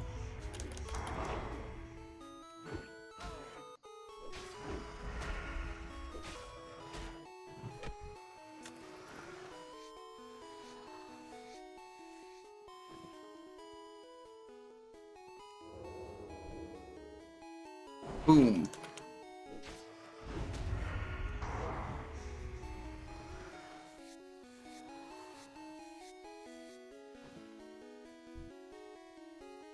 Everything about ambush is good except for when it doesn't crit or when it misses. Those parts are sad, but luckily they don't happen very often.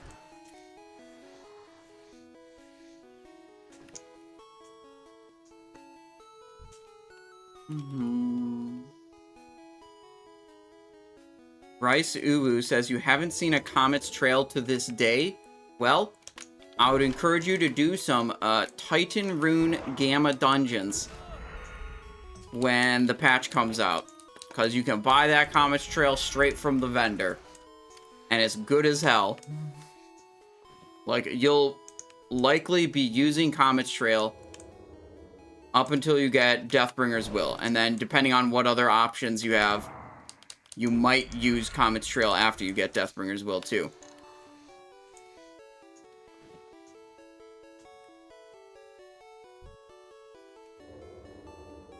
But, like, you know, in basically all of the no Deathbringer's Will trinket setups, Comet's Trail is in the top 2.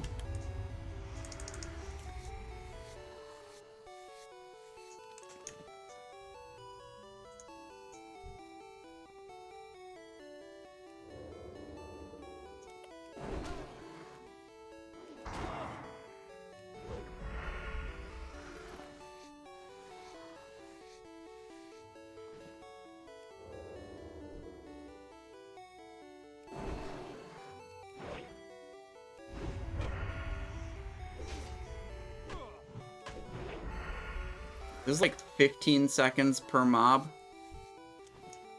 We're killing them fast enough that we can't Ghostly Strike every mob, and Ghostly is a 20-second cooldown.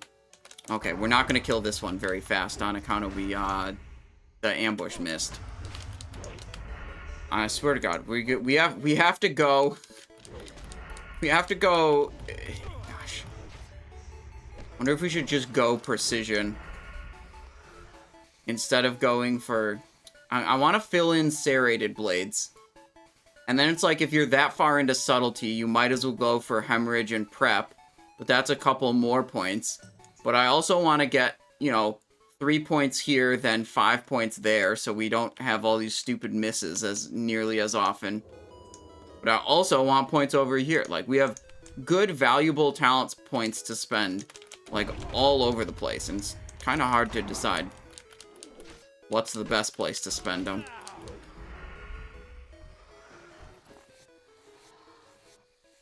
This is not the build I normally level rogues with. Normally, I'm just a straight combat Andy.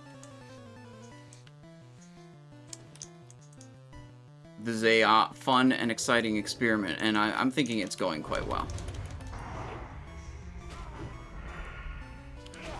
Big pog damage. Oh, Mr. Bungled coming in with a prime. Thank you very much. I appreciate the prime, Mr. Bungled. Oh, how'd this guy aggro me, dude? It's okay, we got our Beezle's Basher. Bash his face off.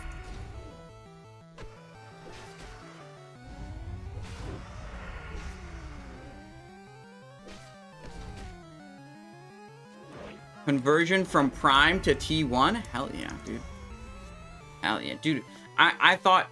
I was a little confused, because look, it says...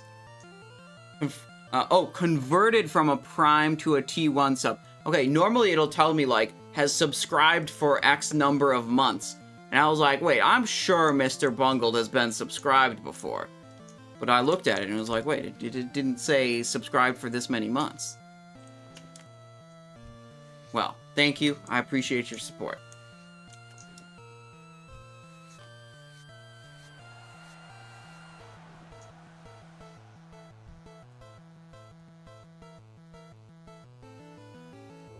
Stealthed up. Switched into Dagger automatically.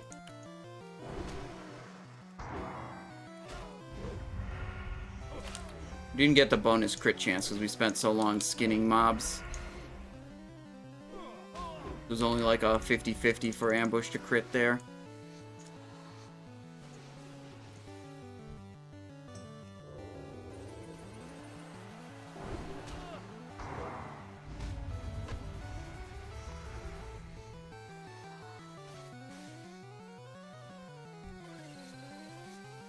Damn, think about all the medium leather we're getting. There's a bunch of corpses over there. There's a bunch of corpses over here, too. We're just getting all the medium leather from these non-skinning chumps. This place is the best. I like this spot. I'm sure I will like it a lot less if someone else who has skinning shows up.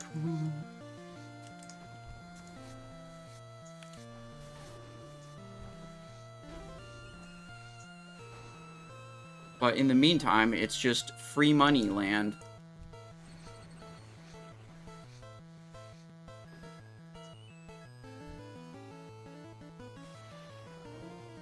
Oh look, another mob that's not going to be skinned. I guess I have to wait for them to loot it before it'll let me skin. Yeah, we'll just go over here.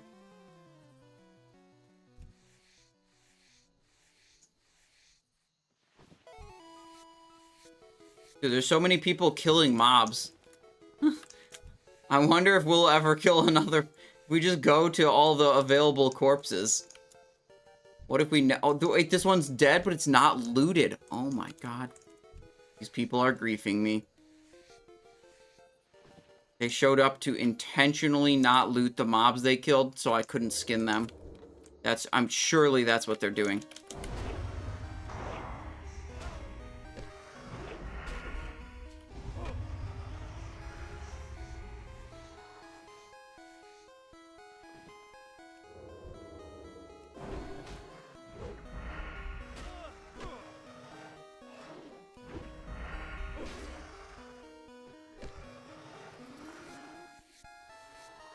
We can go this guy. He's pretty close. Skin both of these. Go mottled scythe claw.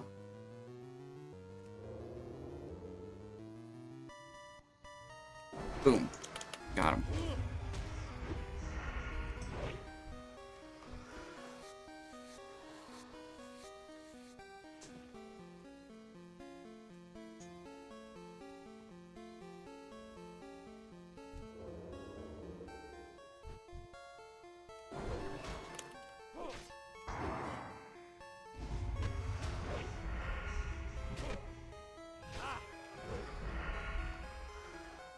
Wonder how much leather we already have. 54 mediums already.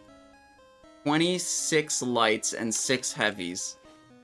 We just got back we just got back out here. Insane how much we're generating.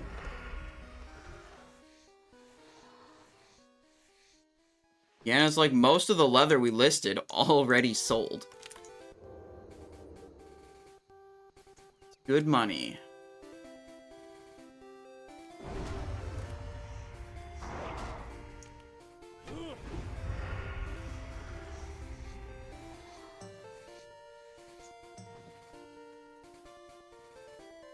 I will go over here. Not skinnable, kind of weird. What's this guy doing? Kiting this mob for I don't know what reason. Whatever, we don't care. Go over here. Couple skinnables, and a couple mobs that are alive, and we'll kill those.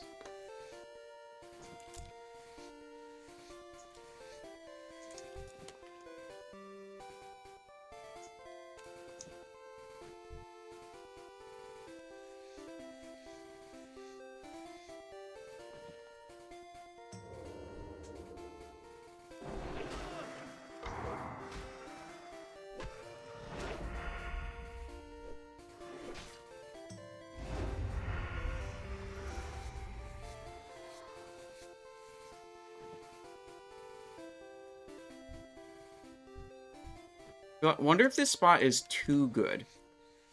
Because there's too many other people that just don't skin their mobs. And I end up spending all my time skinning and none of my time killing mobs that grant experience.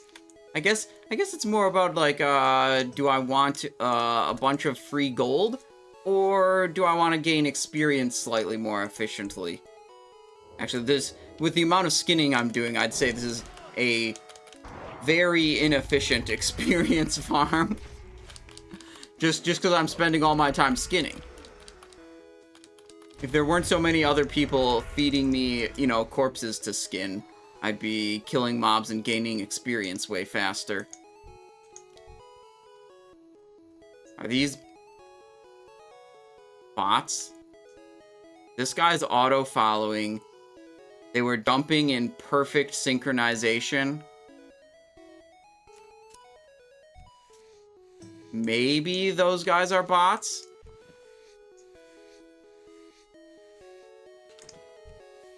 That seems like bot movement, if you ask me.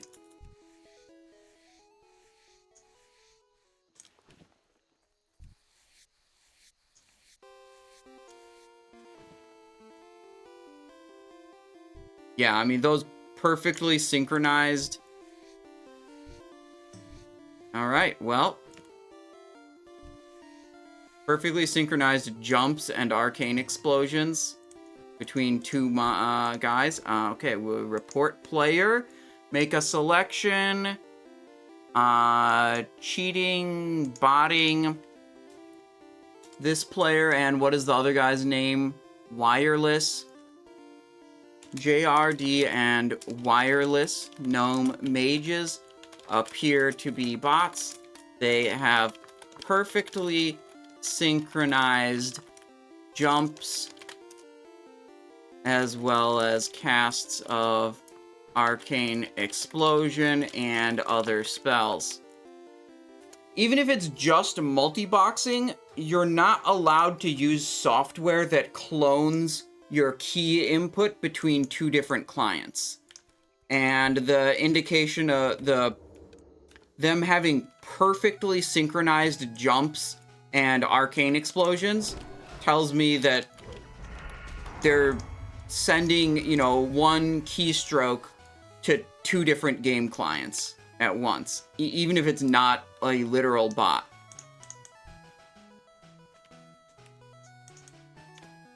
You know, if you want to multi-box, you have to, you know, go between the clients individually and press buttons individually.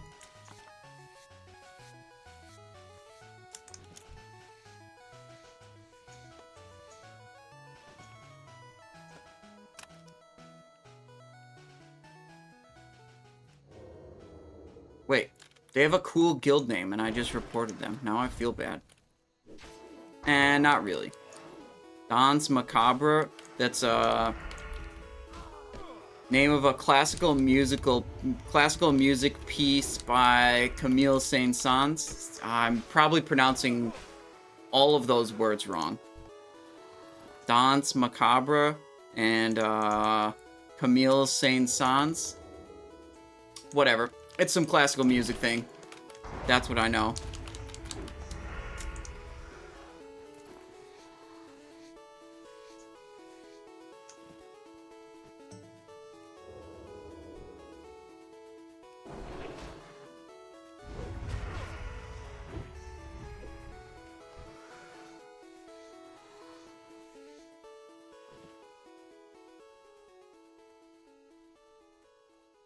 Alright, couple corpses here. Sentry Slippers of the Bear sold. Okay, those were like 70 silver, I think we put them up for. Not bad, that's almost a gold. Ooh, we didn't get into stealth early enough there. Walked up to him, got a little too close.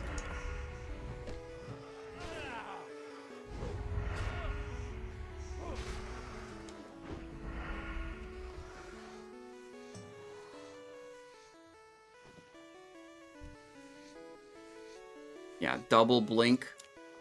Yeah, bro, like...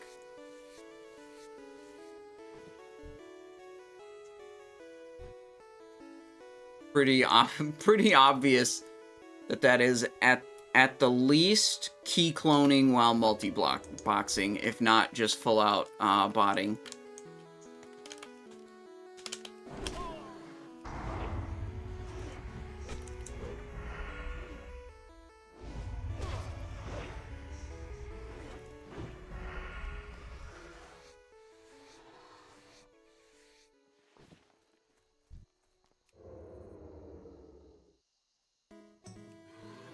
Oh. Wait, I pressed the wrong... I was in stealth, I was behind the mob, I pressed my Sinister Strike button instead of my, ambush button. Oops. Wrong one. Not what we were supposed to do.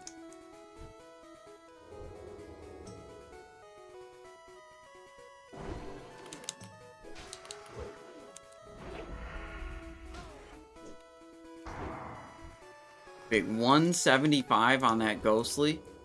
You don't get Ghostlies that big with a goddamn dagger.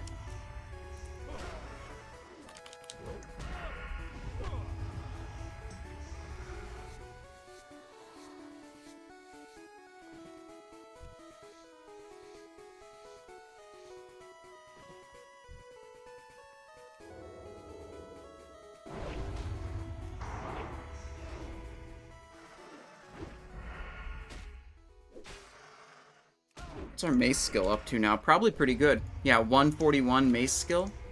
We're definitely looking good.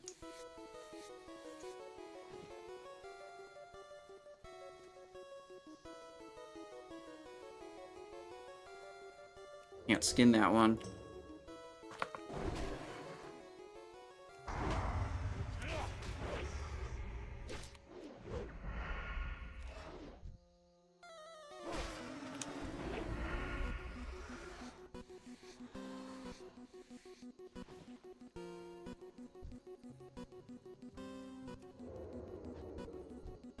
This is our first day having the new dagger, the Claw of the Shadowmancer.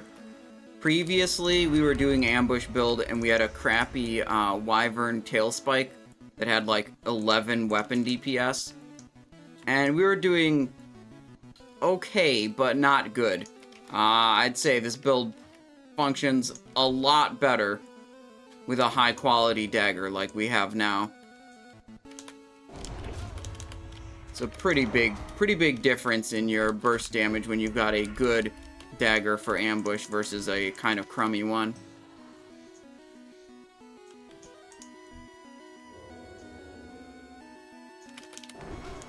Ambush does 250% weapon damage. That's like a really big weapon damage, you know, scaling. And then like you have an overall plus 20% on ambush, so I'm not exactly sure how the math works out on that. If that's going to bump it up to 270%, or if it's going to bump it up to, yeah, whatever, I don't know. But either way, no matter how those two interact, the moral of the story is your weapon damage matters a lot for big ambush. Which, you know, shouldn't be a surprise to anyone.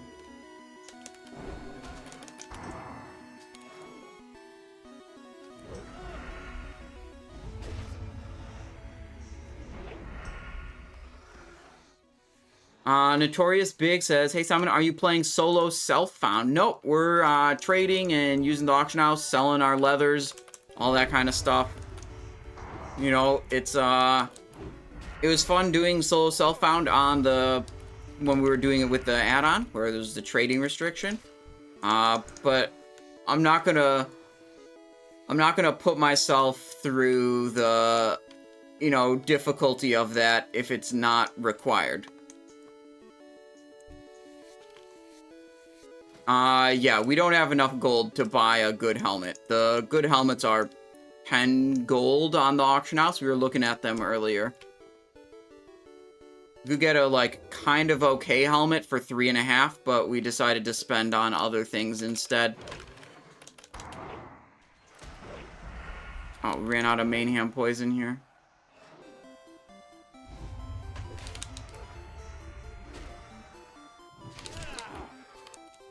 Alright, we have to re-up some poison. We're getting a lot of leather from farming these raptors. They've been quite good. And especially when other people come through and are killing the raptors, like, I don't know what it is. I don't think I've seen a single other person today that was skinning. Like, they just leave all these corpses for me to go do skinning on.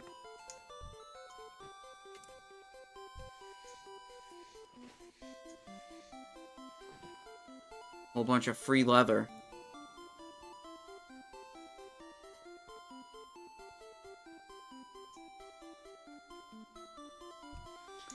Jack says, I'm pretty sure it's multiplicative, so 250% times 20 is 300.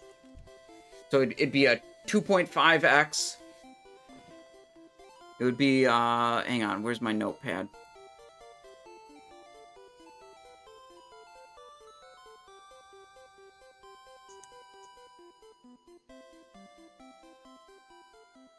You're saying it's, weapon damage times 2.5, and then times 1.2.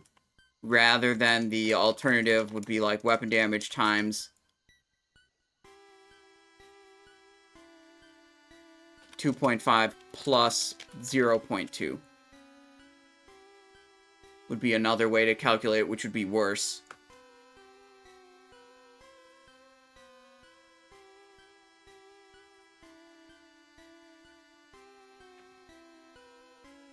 Oh, wait, you're saying weapon damage, and then the flat addition plus flat from the skill. Put that in brackets. There. Yeah. I mean, that's the most beneficial way to calculate it, basically.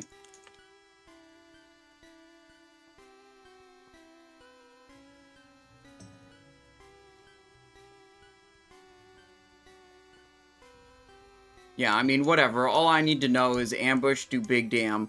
So I take all the talents that make ambush do more damn.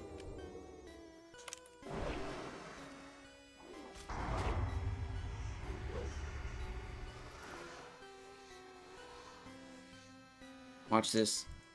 Friggin' sword rogue. He doesn't know what's good. You gotta ambush for 489 damage, bro.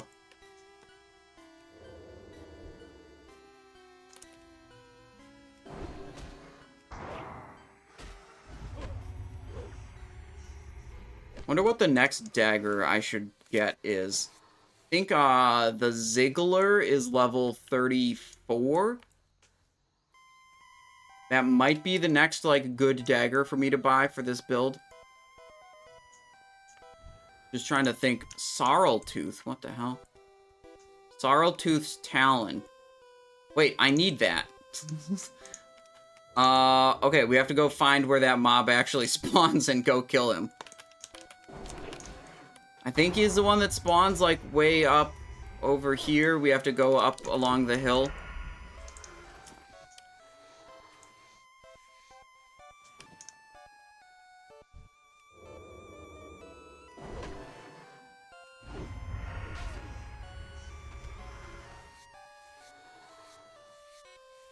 I didn't even realize I had a quest to kill that mob. I thought I went to those NPCs, you know, over here, and I turned in some quests, and I was, like, assuming I was gonna get a follow-up. I must have gotten a follow-up quest and not realized it and moved on, because I thought I didn't get a follow-up quest.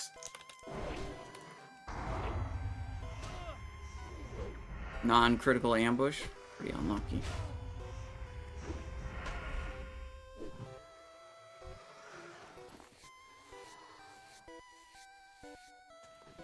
Alright, so we'll go up the hill and then over to the left.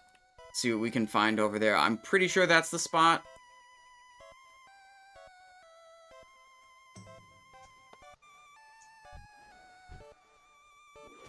Barrel Druid.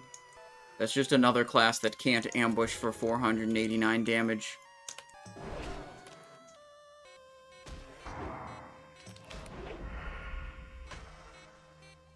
First hardcore character on official. Yes. Yes, yes, yes. Haven't died yet. I did make a bunch of extra characters to reserve names, like Simonize 2 and Simon 3 and whatever.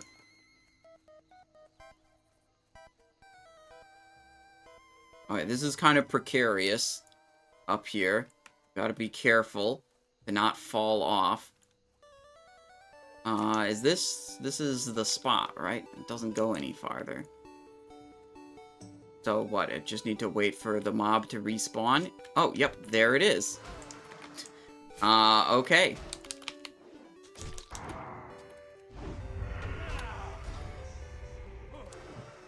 Wait, here come the gnome bros.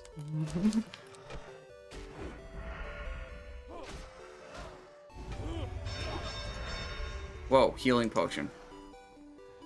Luckily, I have the ringing bell attached to my health meter. I was not paying attention. I was looking at the gnome bros. Oh, shit. I was about to bandage myself, and this guy just bandaged me. Easy ways. Salute. Alright, does this guy need Sorrel Tooth also? Yeah, I should skin him.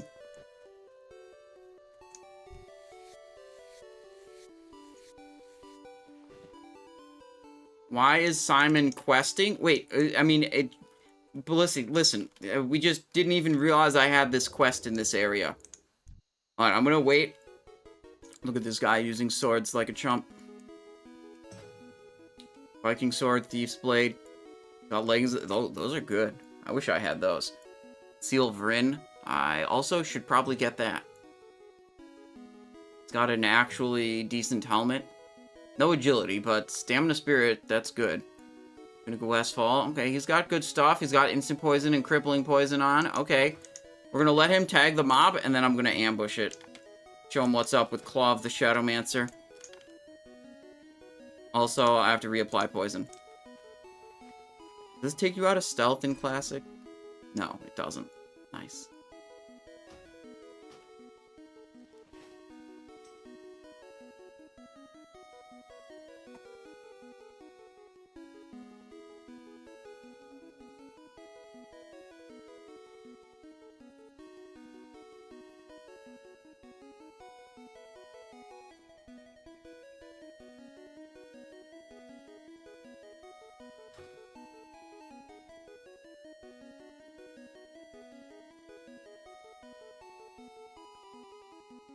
I told this guy I'll let him tag the mob and then I'm gonna ambush it.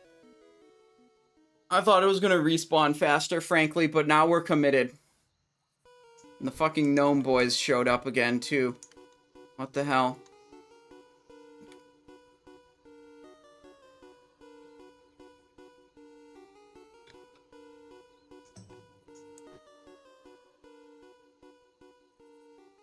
I need to kite him back. I don't have the quest. What? Why do they need to kite him if they don't have the quest? That doesn't make any sense.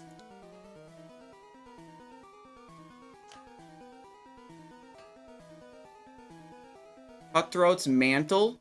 Oh, level 29. I mean, we got a good ones right now. We got Superior Shoulders of Agility. That's, like, pretty good. I think my next purchase has got to be the helmet. Get some actual stats on my helmet. Cutthroat's Mantle. Okay, I'll look them up. We're waiting for this stupid respawn anyways. Cutthroat's Mantle.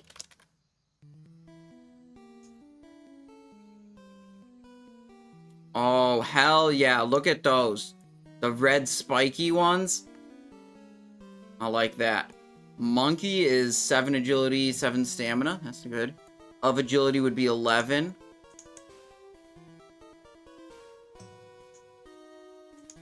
Mechanical squirrel.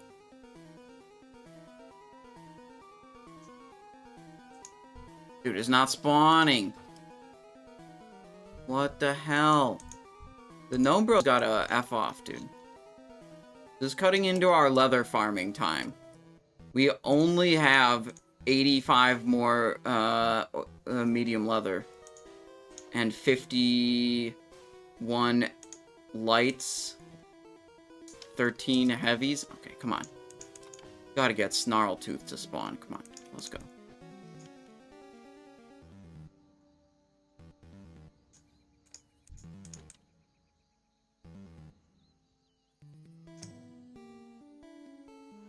Okay, I give up.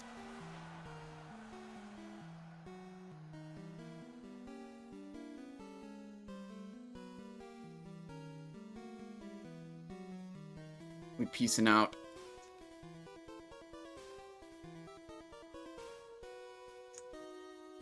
Alright, let's walk down this way carefully. We don't fall and die.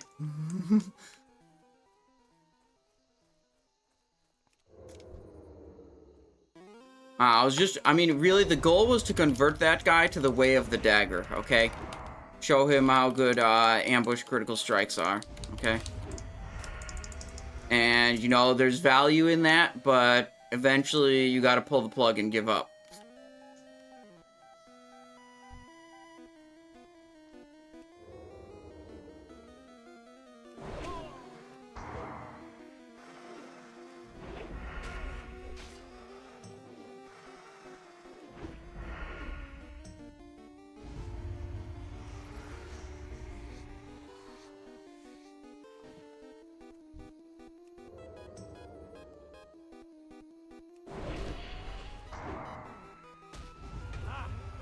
Easy. Completely demolished that mob.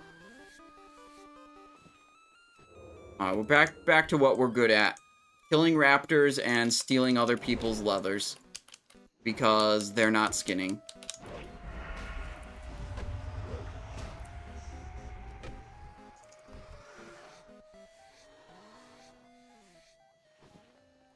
Yeah, I like the look of those shoulders, Notorious Big.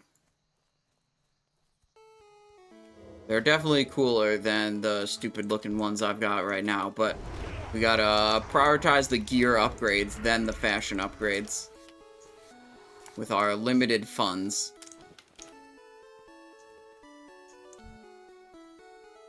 Ooh, got too close. Thought I could get that close and then hit stealth.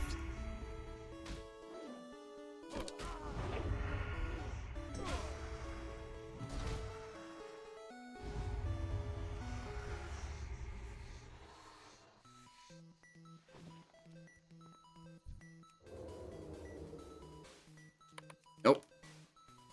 There we go.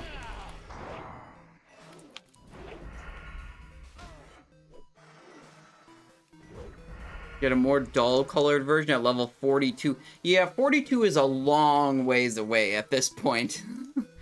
We're not exactly in the range of, like, thinking about what we're gonna do at level 42 yet. You know?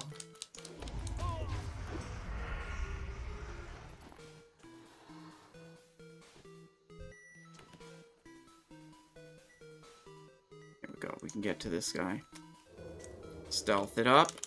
Ambush. Non-critical. Yikes.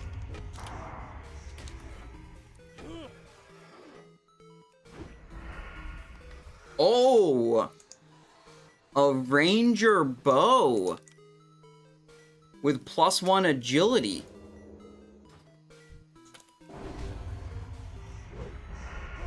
Wait, do we sell that? I think we sell that.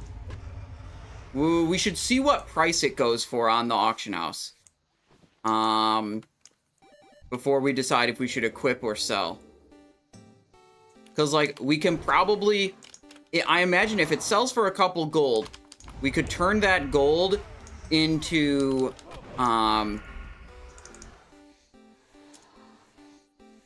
we could turn that gold into a bigger agility upgrade in a different slot, is what I'm thinking.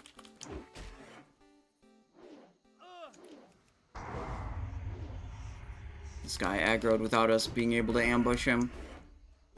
No good for my strategy. Alright. Skin that guy. Bandage. It's a good pickup here, Ranger Bow.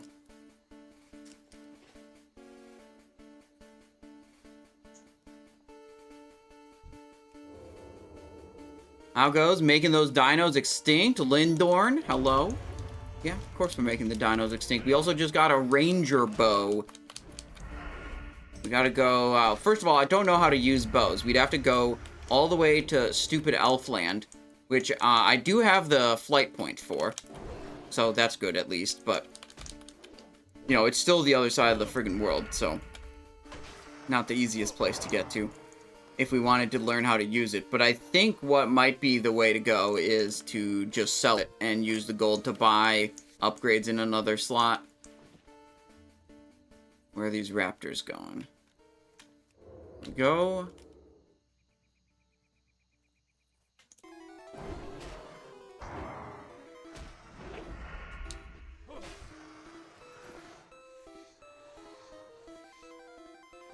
Light leather. Not only are we, you know, curbing the population of the mottled scythe claws in Lockmodon, we are also making bank with all the leather we're getting from them. You saw just over here, medium leather sold. Just keep selling on the auction house. Like, this isn't stuff that's, like, difficult to sell or, like, doesn't have buyers very often. It's like, we're just easy. Put it up, it sells. If you have the cheapest light leather on the auction house by 1 copper, it's gonna sell.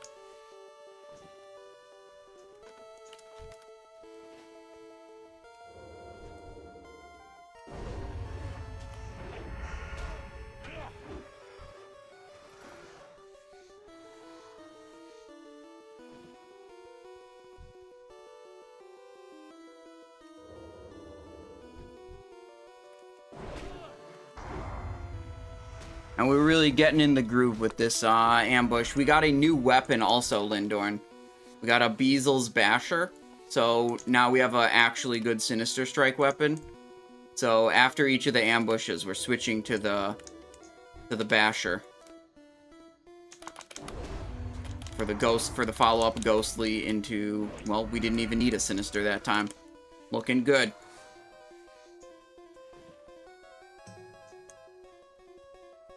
Oh. Fresh spawn. Get him killed. How's your guild been progressing in terms of ICC on PTR? Feeling somewhat ready for Phase 4 release? Yeah. We got 2 clears of the instance with 11 out of 12 bosses killed in heroic mode. We didn't do a normal or heroic kill of Lich King. I feel like it would not take us long to get a normal mode kill.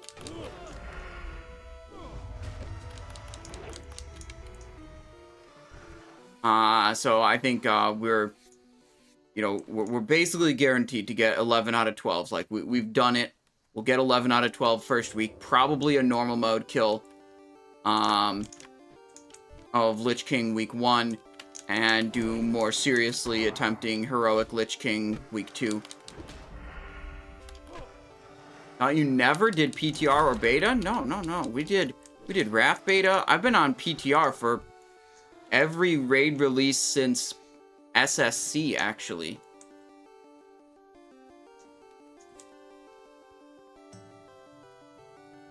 What the? Wait, that's 4 in a row that they're killed, but they're not looted, so I can't skin them. Rude.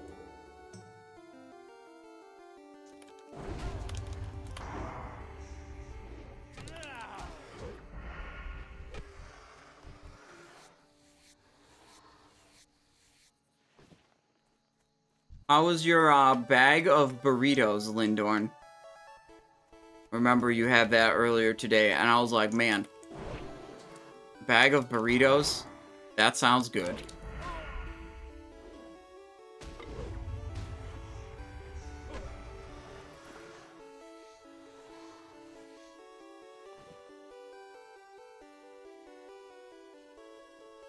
Keon Prime says, my guild has done 0 PTR. You're expecting 90% bosses on normal mode. Some of the normal mode bosses still are a little difficult. Putricide on normal still has some challenging stuff. Lich King on normal is still definitely challenging. But yeah, with 0 PTR, I would say that's a fair expectation of killing pretty much everything normal mode. And maybe not even seeing a normal mode Lich King for a few weeks. You know, it takes learning, and it takes practice, and it takes gear also.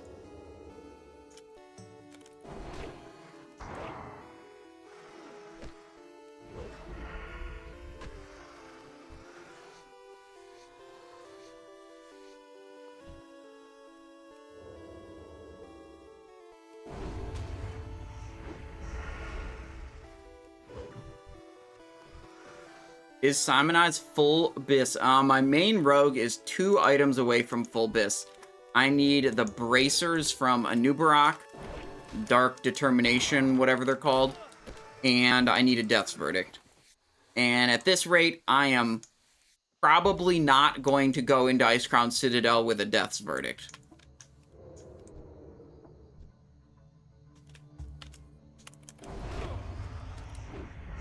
Oh, Rame, hello, how's it going? Dude, this has been the same hardcore content all day. We got into Lochmodon, we wandered, or sorry, wetlands. We went through Lochmodon, and we got into wetlands, and then as soon as I found this spot, decided that this is the only spot we need. No, like, we'll farm the normal mode, or sorry, the 245 Death's Verdict, because it's slightly better than the trinket I have on my main now. I mean, like, the real Death's Verdict is the heroic version, which I am probably not going to have going into Icecrown Citadel, unless we get really lucky in the next 2 weeks with our drops.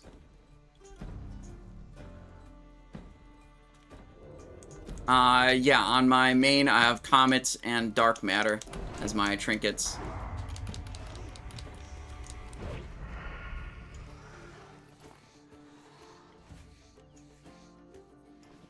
Oren, what are you talking about? You can tune into the Simon I Show to see all the degen gamma farming you want. I've got to get Death's Verdict currently on 5 characters, and I need to get Comet's Trail on 2 characters. Yeah, so, I mean, there's so much fun for me to have in Gamma Dungeons. That's, hold on, really quick. 38 times 5 for the Death's Verdicts. That's 150 plus 40, that's 190. Plus 2 Comet's Trails is another 120. So that's 310 boss kills in Titan Rune Gamma Dungeons. Imagine how much fun I'm gonna be able to have. Death's Verdict is 38. Comets is 60. Last I checked.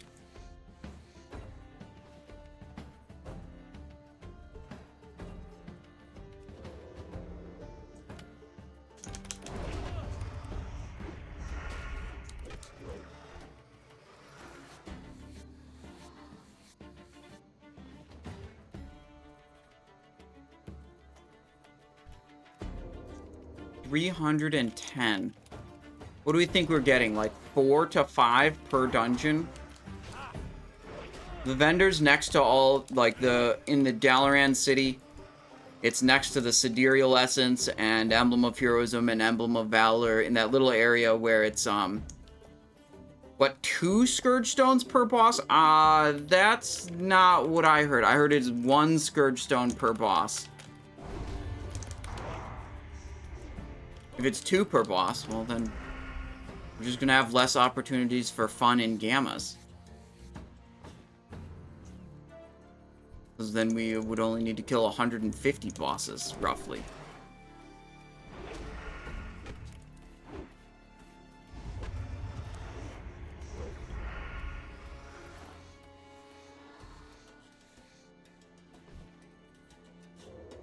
Would you pay 100 for a heroic 100,000? Or 100 Defiler's Scourge Stones, you mean? I mean, Bellicity just paid 160,000 for heroic one in the GDKP. Oh, Ram, would I pay 100 stones for the heroic version? I would do that for my main. I might not do that for my alts.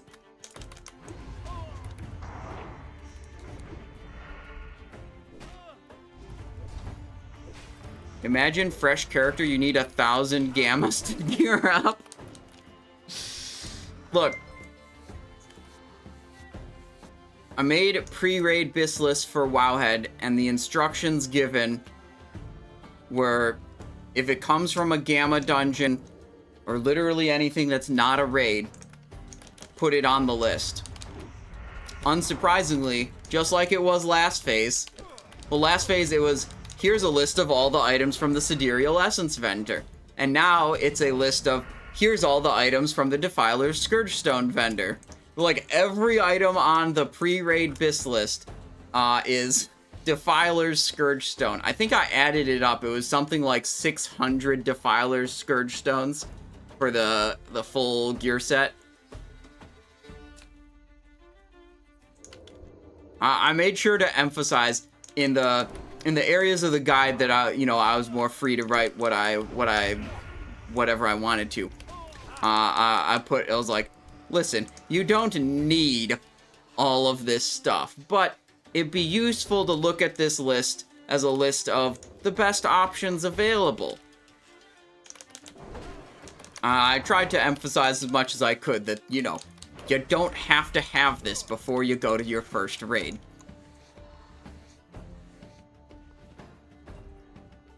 I swear, when it goes live, there's going to be someone in the comments section that's like, man, I farmed all the pre-raid bis list except for 2 items. Do you think I'm ready for normal mode Trial of the Crusader?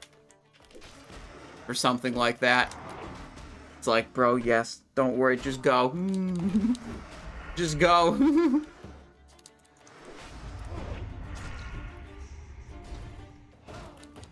Are we in trouble? 2 mobs at once? No, we're not in trouble. We're fine. Everything's fine.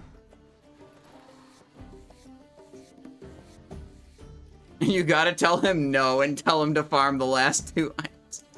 No, that would be mean. Dude, if you farm literally the whole list from gammas, I don't think there might be like 1 item. Yeah, you can get Broken Beast leggings or Calamitous Fate chest out of normal mode Trial of the Crusader, which you can't get from the Gamma Defiler Scourge Stones. And that's like the only item you could get out of normal mode Trial of the Crusader that would even be better than the pre-raid list. Something I noticed when making that list was the Defiler Scourge Stone vendor does not have any gloves, shoulders, chest, legs, or... Wait. Helm, shoulder, chest, glove, leg. Yeah, it doesn't have any of those. It just has the Trophy of the Crusade, and I guess the expectation is that you just get Trophy of the Crusade and get your tier armor. Right, exactly. But what that means is, you can't get a normal mode Leggings of the Broken Beast or a normal mode Leggings of Calamitous Fate. Your Death Knight can't get the Gloves of Bitter Reprisal, or whatever other classes want that item.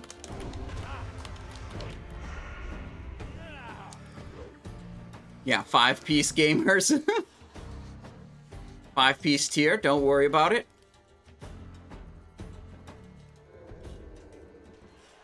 Turned around just so I could ambush him more easily. How nice.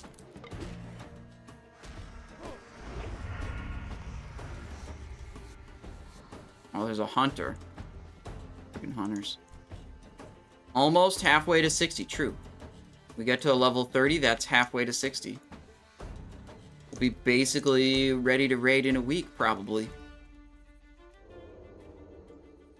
I didn't make it to this mob fast enough to keep the Remorseless buff.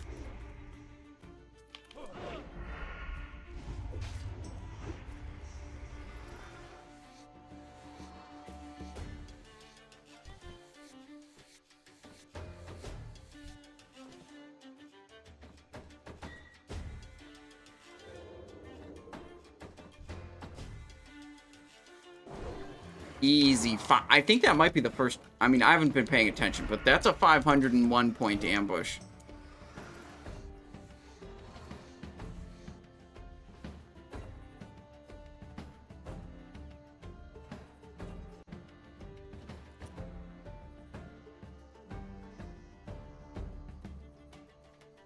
Oh, free skins over here? Are you rich from skinning?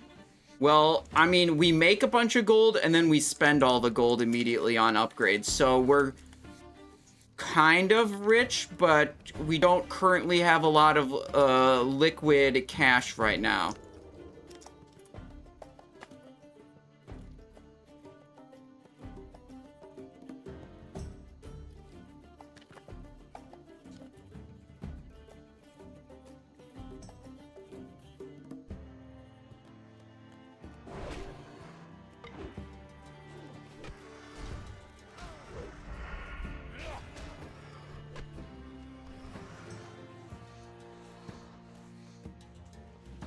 Medium leather.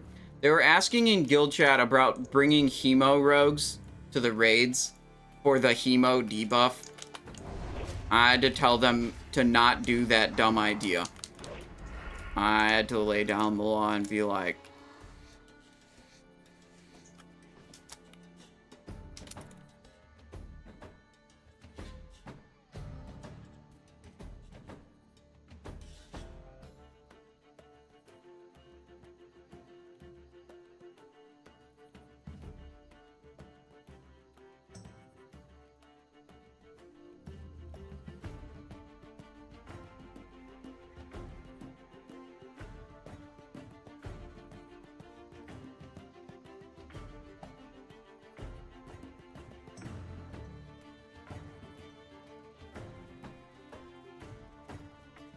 alright, they're still going on about this.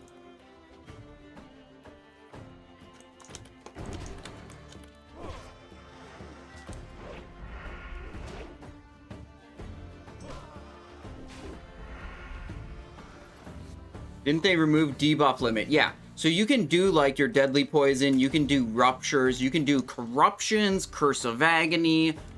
There is no debuff limit on the hardcore server in raiding, which is kind of cool. That's different than the classic era servers. You can do hemorrhage if you want, and it's not literally griefing your raid.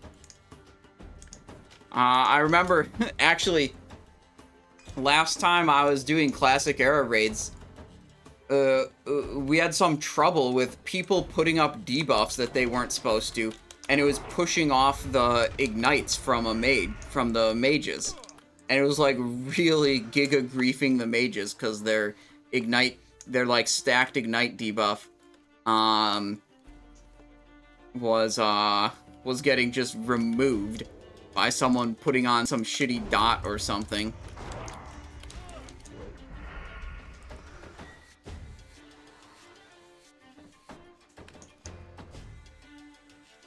The debuff is not enough raid DPS to offset rogue DPS loss. Yeah, that's what I'm almost certainly sure is true. Basically, when you go, if you want to do this, like you go to hemorrhage, it's got a limited number of charges and a flat damage bonus, a mostly flat damage bonus. So, assuming all the charges get consumed, which is a pretty reasonable assumption, you can treat it as essentially a flat damage bonus per cast of hemorrhage. Which is a fairly easy thing to calculate, and you can compare that against the, the just straight up DPS loss of being subtlety. The first 3 tiers of subtlety talents are 0 DPS in a raid. These do not help you do more raid DPS. These do not help you. These do not help you. You're 15 points down worth of 0 DPS talents. This helps you a little bit. This is actually an okay talent. And then you need 2 more points of 0 DPS talents. You've now spent 17 points worth of 0 DPS talents to then press hemorrhage. Okay?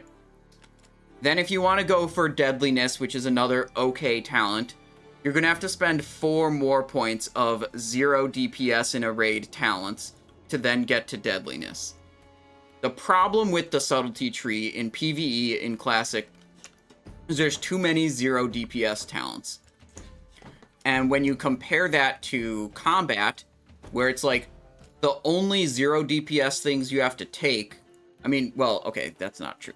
You have to take like 3 points in lightning reflexes, then you can get down to here. These are alright, but they're not like directly DPS talents. And then you have DPS talent, DPS talent, DPS talent, DPS talent, DPS talent, DPS talent. Assassination is DPS talent, DPS talent, DPS talent, DPS, DPS, DPS, DPS, DPS. You can spend all your points on direct DPS gain talents. So it's a lot to ask for 17 points of 0 DPS talents to just unlock hemorrhage.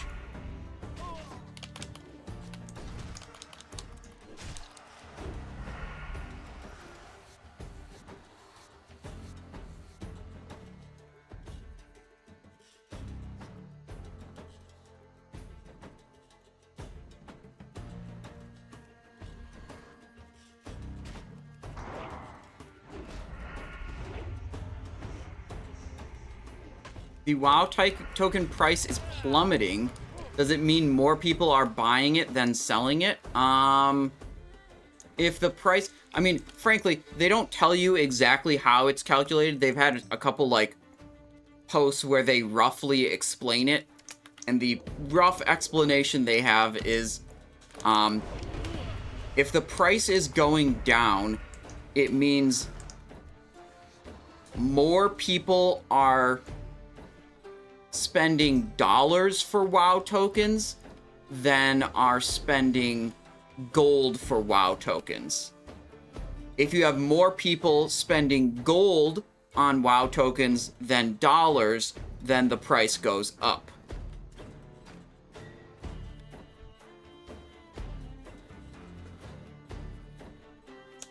Or Blizzard's lying to us about the price calculation, but that's kind of that's a little bit of a tinfoil hat type of theory. It's just like we don't have any way to verify that the way they say it's calculated is actually the way it's calculated.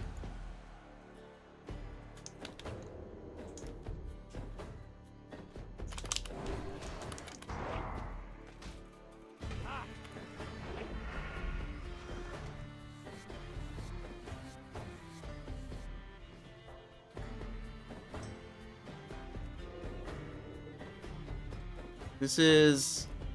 What is the maximum rank, hemorrhage? Is it plus... I thought it was plus 13 damage?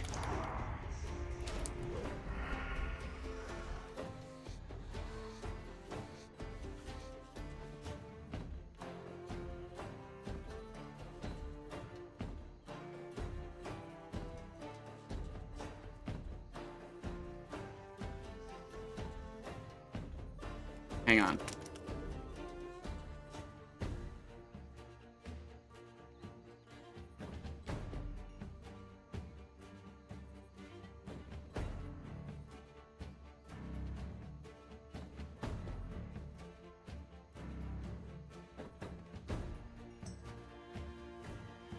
Okay, we're good.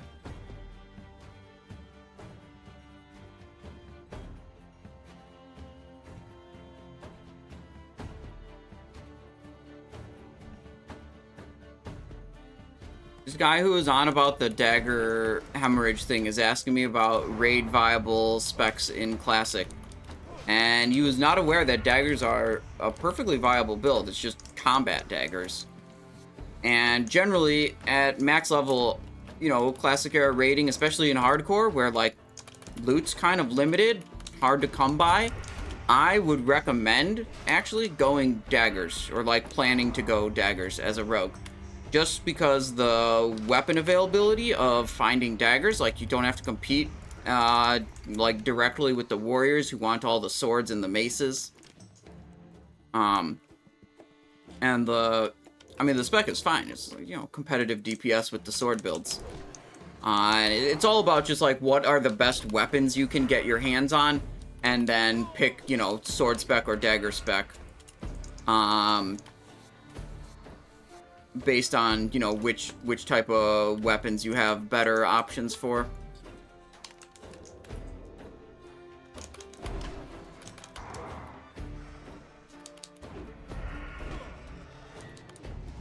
Yeah, I've seen some cringe warriors trying to get my aged core leather gloves before.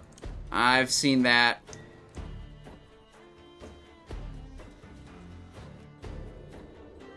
Just get a King's Fall and Death Sting. True. It's that easy.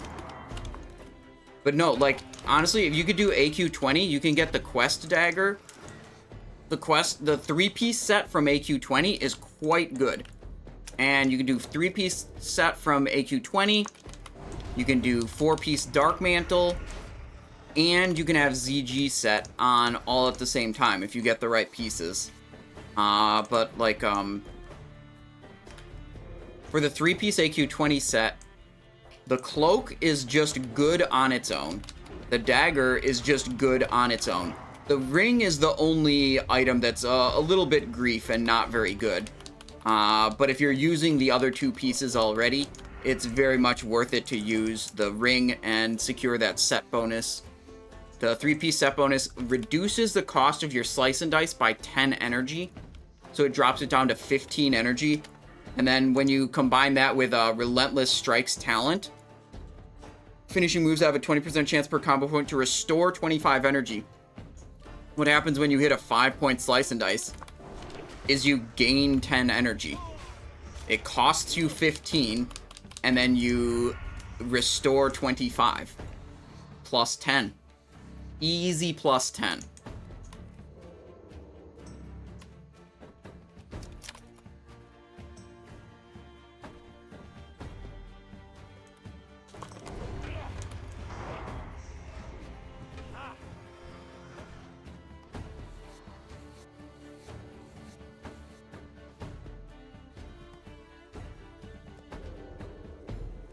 Well, I got really close to that guy before I had to stealth. I'm lucky I actually got to stealth.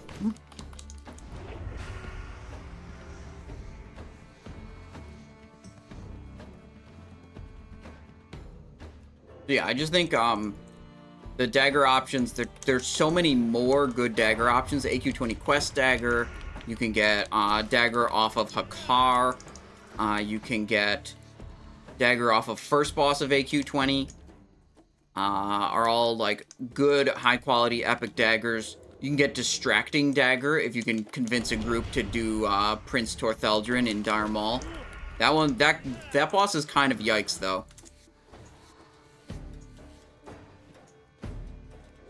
Mugger's Belt, yep, is an easy source of weapon skill also.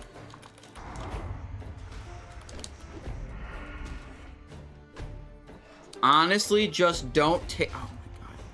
On about this again. I mean, it's true, but it's just rude to keep bringing it up, you know? You know what I mean? It's like, we know warriors are the best class in the game. We know classic era, you know, is completely imbalanced. But did you see how Bobka was beating all the warriors before he died?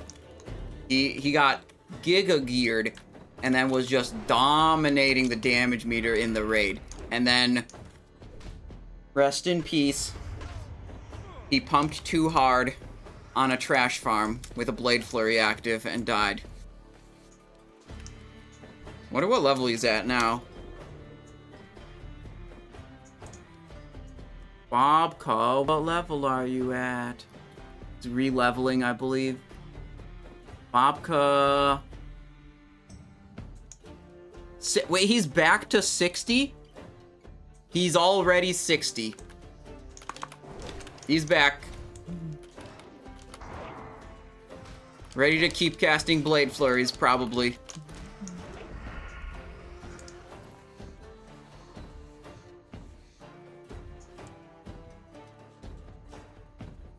Wait, 52. Wait, is this like someone else? Wait, Bobka 0. Wait, how is... Is this someone else? Not the same... Wait, Bobka 0, level 52, rank dead.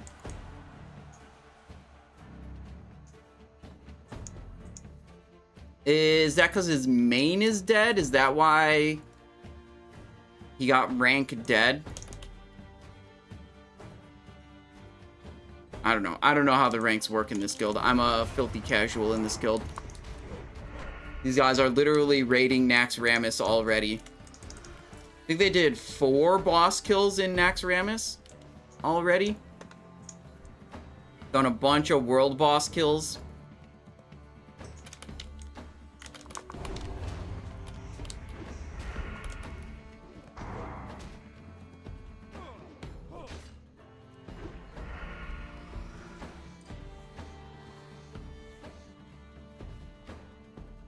Some medium leather.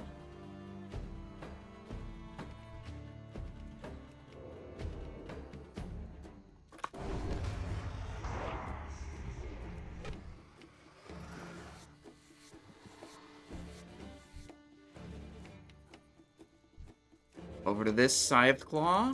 Here we go. Oh, we should go up and turn in the one quest we did. Oh shit, my inventory is completely full.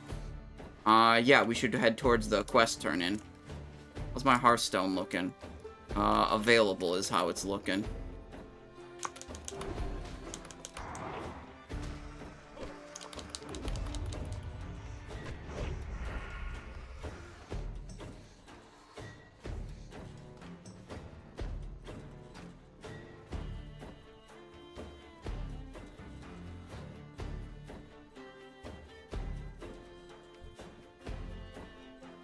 I used to know a rogue who would do LBRS solo chest farm for potions. Oh, cool.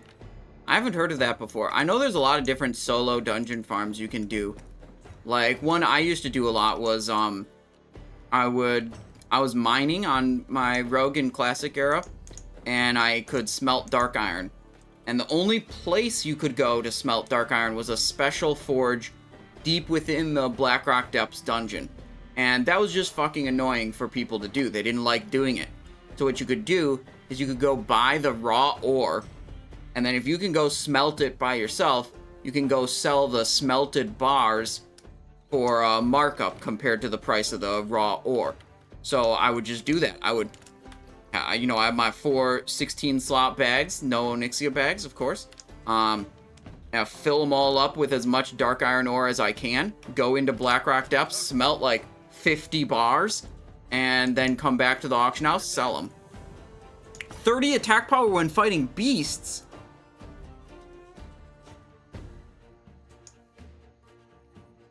What? I think we have to get that. That's a lot of attack power. Curiously tasty omelet, raptor egg, and hot spices. Okay. You will also receive... Oh my god, I have to delete some items. This is less than 1 silver. What is this? Crocolisk meat? Get out of here. Alright, we'll learn that. And then I'm gonna have to get the book to learn higher level cooking. And I think we actually equip this. I think 30 attack power is definitely better than 11 agility. A little bit of stamina, a little bit of armor. You know, we got like, what, a 2 stamina, 16 armor advantage there. But this is 29, a little bit less crit and dodge, but 19 more attack power. Oh, but it's ugly.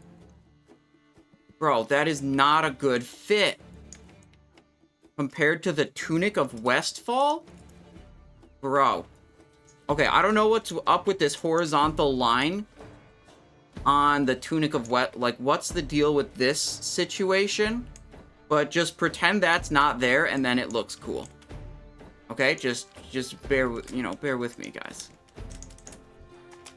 We're gonna go Raptor Hunter. 456. Huge.